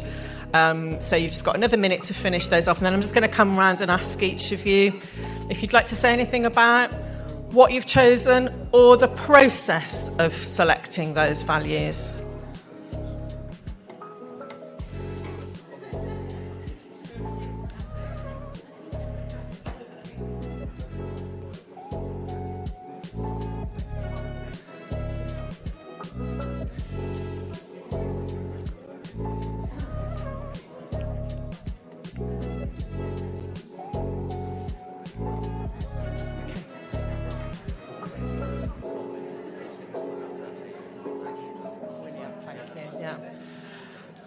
Okay, right, just very quickly, because we're not going to have long to share all of these, but I'd just like to get a flavour from each table of either what you've come up with or how you found that process. And if one person from each table would either volunteer, preferably volunteer rather than be nominated to speak, but, so anyone like to be brave and go first and share their bit from their table? The guy will come round. There we go. Microphone. Yeah. Okay, so, we found it difficult at first because we thought there's so many that are worth choosing. But what we were trying to do is put them into different groups. So ethical, we decided that ethical could cover some of the other important ones that we wanted to include. So that's what we tried to do. We split them into groups and see the most important ones that we wanted to choose. Is there one of them that can cover different areas, different things, and then we can choose that. So that's why we went for ethical as an example, because we thought that can cover integrity and other things as well. Great. So that was our thinking behind it. Great, thank you. Because it was so difficult. Because we could have been there all day arguing, well, this one's really important. That one is too. I know, but so is this one. That's why we were trying to choose ones that could cover different areas. So imagine what it's like trying to do a wedding buffet for 200 people. You've got a finger buffet for 200 people and you've got all these things to choose from. But yeah, it's exactly that. We want all of those things. Thankfully, I never will. We want all of those things. We want all of those things in there. But so what are the conversations that we need to have in order to get to what's really important to us? Great, thanks for that. Who'd like to go next? I'm going to pick on... Yeah, go on. So we followed the same kind of pattern, actually. We tried to pick terms that covered most things, but we really struggled with innovative, because we wanted to bring that in, but there were so many other elements that we wanted to bring in. So we kind of did the same. We kind of thought, okay, we will use innovative, but we covered all of the other ones like beneficial and quality. We covered with sort of transparency, fair and equitable, inclusive and integrity. So we thought that would cover all of that element. So that's great. So what you're illustrating there is the importance. If we're choosing one of these, we're saying this is important to us. What do we mean by that? What underlies that? Again, being really specific and really articulate about how we're defining those terms. Great, thank you. Anybody else? I'm going to go around you all. Come on, this table here then. Yeah, I think the main thing that came out for me from our conversation was this idea of for who, so beneficial for who, quality in what way, quantitative and qualitative. We went, again, choosing words that sort of could cover a number of different things like ethical. And also we went down the conversation of gap in the knowledge and what's the point of research if it doesn't address a gap in the knowledge? Is it still a useful thing to be doing in different cultural contexts and things like that? Does anyone else want to add? Okay, thanks. Thank you. Okay, come on, I'm going to come to this table now since we've got the microphone this side. Somebody want to say something from this table? You can say something about how you found it. You might just want to say it was really hard. I just added one that wasn't there, and I think before anything, listen to me. Because not all surveys and stuff and research to actually listen to. Some people, you're just a number, or they've got a target to meet or whatever. Actually listen to me. Okay, so a value there about listening to people. Yeah, okay. This little group of two here at the front. It's picking on you all now, you see. And you at the back think, you're going to be... I think we looked at beneficial for that very reason, because... I get that beneficial can be seen from lots of different angles, but at the end of the day, if we're doing research, it needs to be for some degree of benefit to somebody, and we need to be able to define what that means. Okay, so we're getting to the fact we need to define these terms. We need to be really clear. We use these words, and when we come to think about them, actually, do we really understand what they mean? Like you say, beneficial to whom? Who's it for? What's it about? Yeah. Okay, I'm going to go to that table there now, since the guy's there with the microphone. I agree with what everybody else said. And we added our own miniature Cornish pasty to be culturally representative. Thank you. Which is really important. Very good. And they come in vegan and gluten-free varieties to make sure that they're inclusive. And also, we mentioned that collaboration was key as well. Great, thank you very much. Yeah, the Cornish pasty, massive omission on my part. So again, this is where our biases come in. I hate Cornish pasties. Sorry, guys. I really don't like them. So it wouldn't occur to me to put a Cornish pasty on a buffet if I'm doing my own buffet. But of course, if I'm doing a buffet for here, it should have been there. This table here. You two talkers. Anybody? One of you, isn't it? I thought you were going to speak. We had a similar conversation about choosing a word that represents 3 or 4 of the other words, so we put ethical. That was the easy one at the beginning. Well, it wasn't easy because we had to discuss all the things that it covered. And unless it's transparent and the results are published and everyone can see how it was done and all of that, then it's pointless. The beneficial links very much in with the socially responsible, and it should be fair, equitable, and good quality research. Great, thank you very much. And we've got this table here. Who's going to speak there? Yeah, we had a similar discussion in terms of looking at words, what it meant to everybody, and I think very similar to what everyone else has said is that, but I think for us it's people participating, that actually it's really important that everyone, so not the people kind of coming up with the research proposal, but actually the people that you want to kind of find out about what you're finding out about. It's important that you have that whole systems approach, so I think that was an added thing to what everyone else had said. Great, thank you. And I think we've got a table at the back there. Oh. Nope. We didn't discuss it so much as the other tables, but we kind of took it in turns to pick out a quality that for us individually was like, well, don't bother unless you've got this. So things that kind of drew out a response from each of us. So we've got, transparency, innovative, integrity, fair and equitable, objective and accountable. But obviously they're all essential, but those are the ones that seemed don't start if you haven't got these. Great. For us. And I like the different approaches as well. Again, we don't have. There's not one way of approaching these things. We can when we're designing our research, there's lots of different ways in which we could look at how we generate those value statements about what it's about. So, anybody else? No, you guys, no. Okay, right. Your not quite final task, but almost final task. Your final one in a group. So this was really as a request. From Emily around wanting to provide some guidelines for researchers in the future. So this time you're going to make a cake. Now, if we think about a cake, there's usually some sort of common ingredients to most cakes. I'm going to upset someone now, but I'm going to say flour, eggs, sugar, butter, probably, variations of. And then we add lots of different things to that to make that a very specific cake for us. So we might want a chocolate cake or a fruit cake or whatever it might be.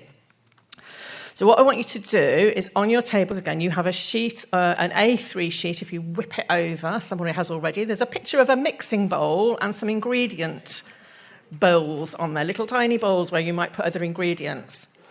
So in your groups, again, we want you to create a recipe for a cake that represents guidelines for researchers. So what are the essential ingredients? What are the things they need to do? So we had like example over here about listening to me. That might be one really important guideline. You can write those you've got Post-it notes on the table. You can write directly onto your mixing bowl, or you can write it on Post-it notes and stick it on however you want. So what are the essential ingredients? And then what are the additional ingredients that you'd like to see? So we're thinking here about you're sending out to researchers. You're saying to researchers, this is what I want you to think about. These are the things I want you to think about in terms of research that you're going to do in the future. What are those guidelines?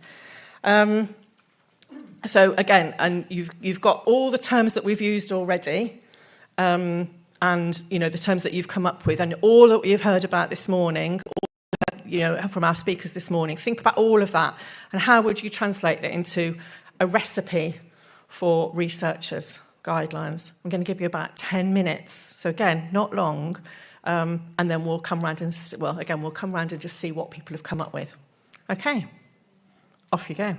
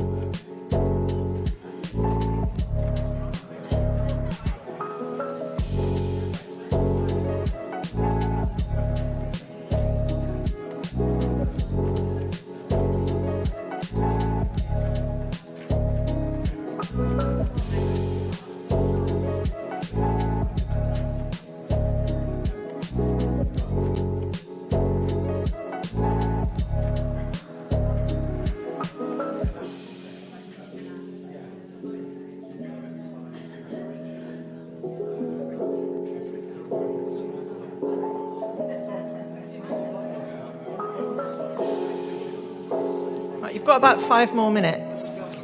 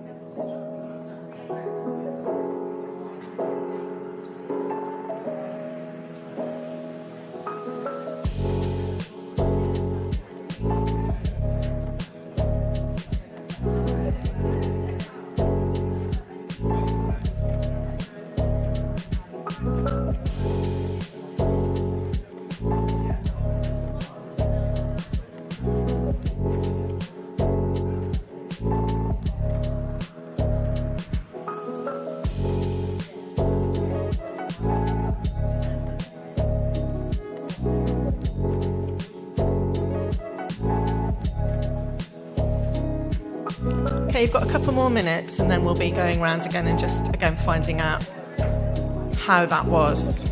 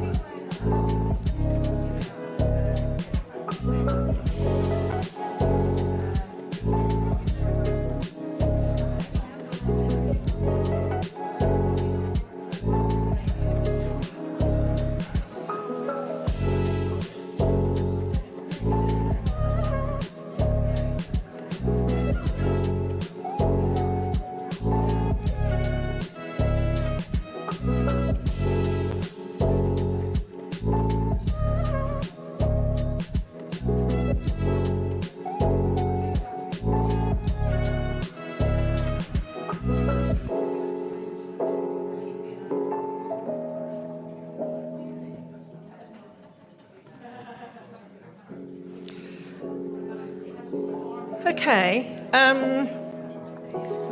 let's just stop there, wherever you've got to with your cake. You might not have finished making it yet, but I'm going to ask you to leave your mixing bowls on the table and also your buffet, savoury buffets on the table, because we're going to take them away and look at them. But before we move on to the final activity in this session, again, just be good to hear from tables about the experience of doing that, what you thought, what you found. You know, what was it like, really? Anybody want to start? No, you're all going quiet. Go on then. Thank you. I think we were coming from this, obviously, as someone who would be a recipient of the research. So a key kind of theme that was coming out is that it's relevant. People wanted to feel invested in it, so it's what matters to people that it's relevant to me.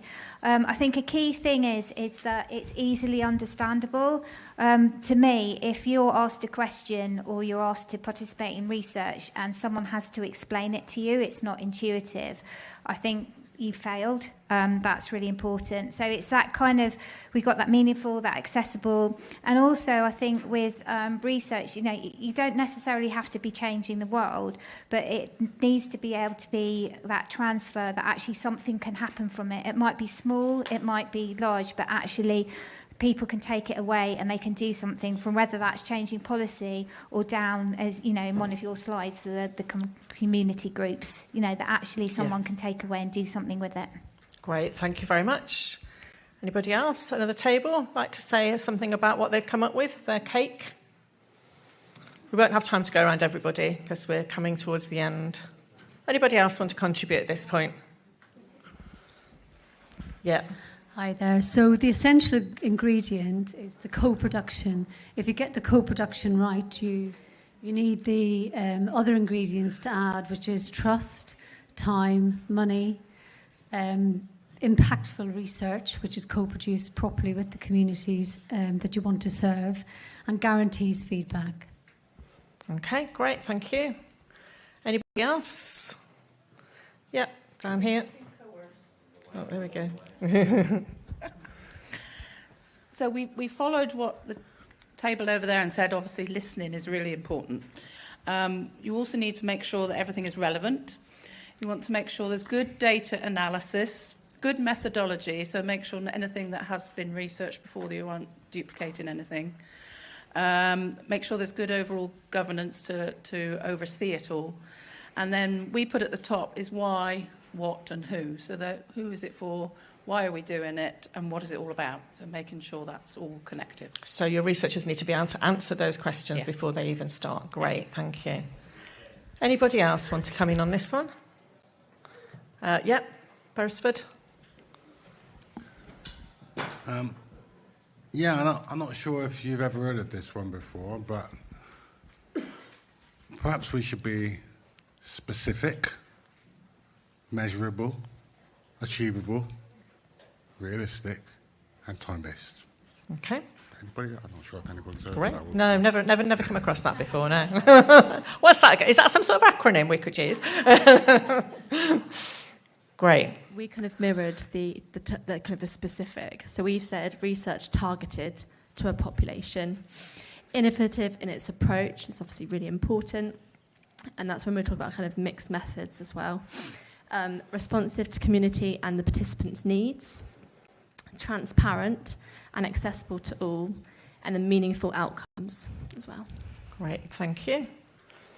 Anybody else? Oh, okay, right, your final activity. On your tables, you will find a little card, a set of cards like this, which is your doggy bag for the day. This is your takeaway. I didn't have time to make actual individual doggy bags. But this is for you to take away. This is what are you going to take away from today? It could be a concept, it could be a new bit of knowledge, it could be a commitment, it could be, an action that you're going to take. What are you going to take away from today? And what I'd like to do is to write a couple of things on there, and then we would really like to come around and photograph this because we want you to take them away, but we'd really like to know what you're taking away. We won't be attributing them to any of you, but we just want to get a sense of what you've taken away from this. You've also got your feedback forms, which have been given out while this is going on. So if you could perhaps if you haven't done your feedback form yet, you could do this first, and then when you're doing your feedback form, we can come and photograph your takeaway card. And I think I'm going to finish there. Just to say, that's an approach that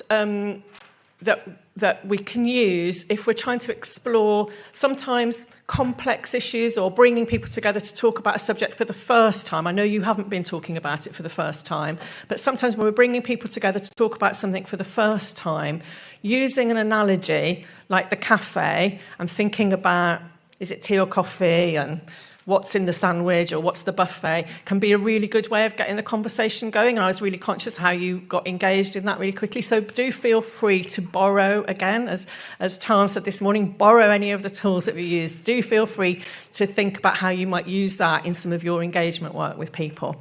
And thank you very much. Perhaps when you've filled in your little takeaway, you can stick your hand up and one of us can come round and take a photograph. Thank you all very much. And see you soon.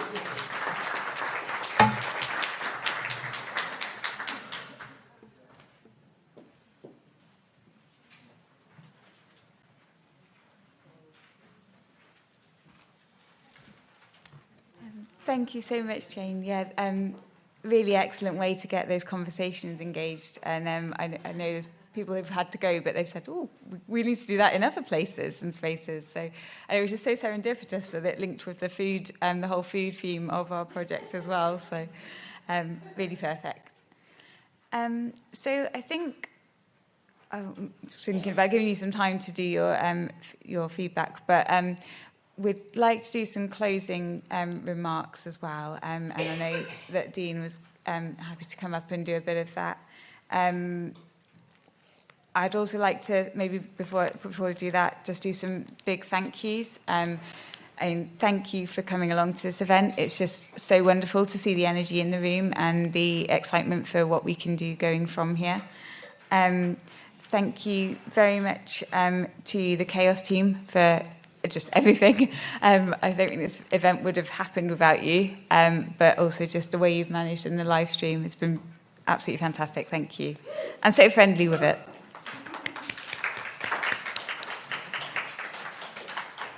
I don't know where Deborah is at the moment. She's probably busy upstairs, but just wanted to thank Deborah and Chaos, Quez and Kerno in general. I think everyone's commented on what a beautiful space it is, and we have been so lucky. It's not just a beautiful space, but really nice people working with as well. So definitely highly recommend it, although I think they're already sort of quite oversubscribed, but definitely highly recommend it as a venue. And to our lovely caterer, Mikhail, who I think did a really good job, from what I've heard. And, of course, thank you to our facilitators.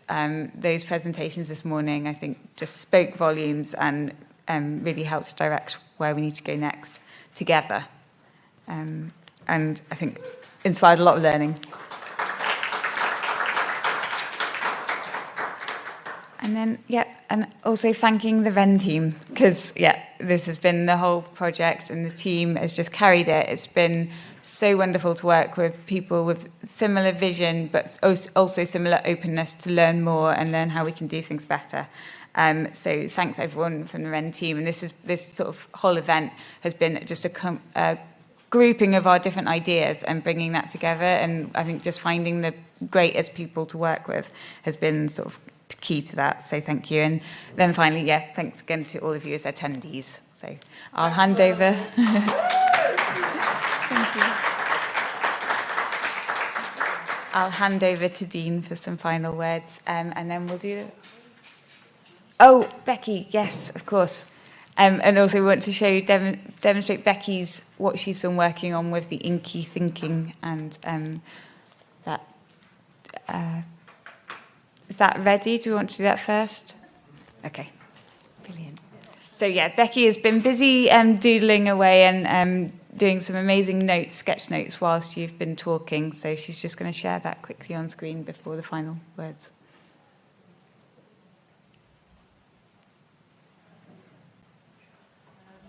Yeah, it's quite hard to see through the camera, but basically I've been listening to you guys and sort of illustrating what you've been saying. So the great thing about this is that it is kind of a working document. So please have a look, and if there's anything that you think wasn't captured, happy to kind of illustrate that for you.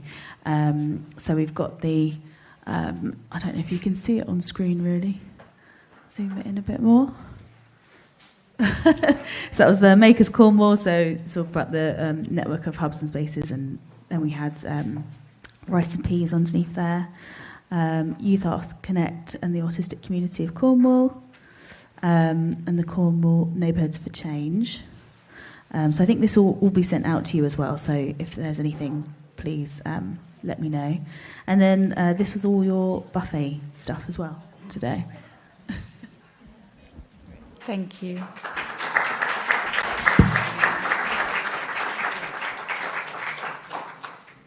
Brilliant. Yeah, I just came in this morning and Becky showed me the logo that she'd done just for this shaping, Voices of Cornwall Shaping Research. Oh gosh, I can see myself. And I mean, just seeing that, it just sort of brought to life this really cool idea. So thank you so much. That would be great to take forward and have more discussions. So now I will hand over to Dean. Sorry, Dean.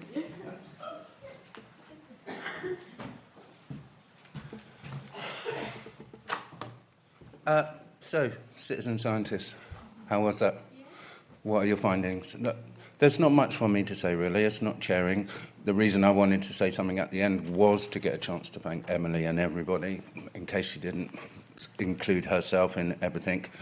But citizen scientists, what we have here is potential.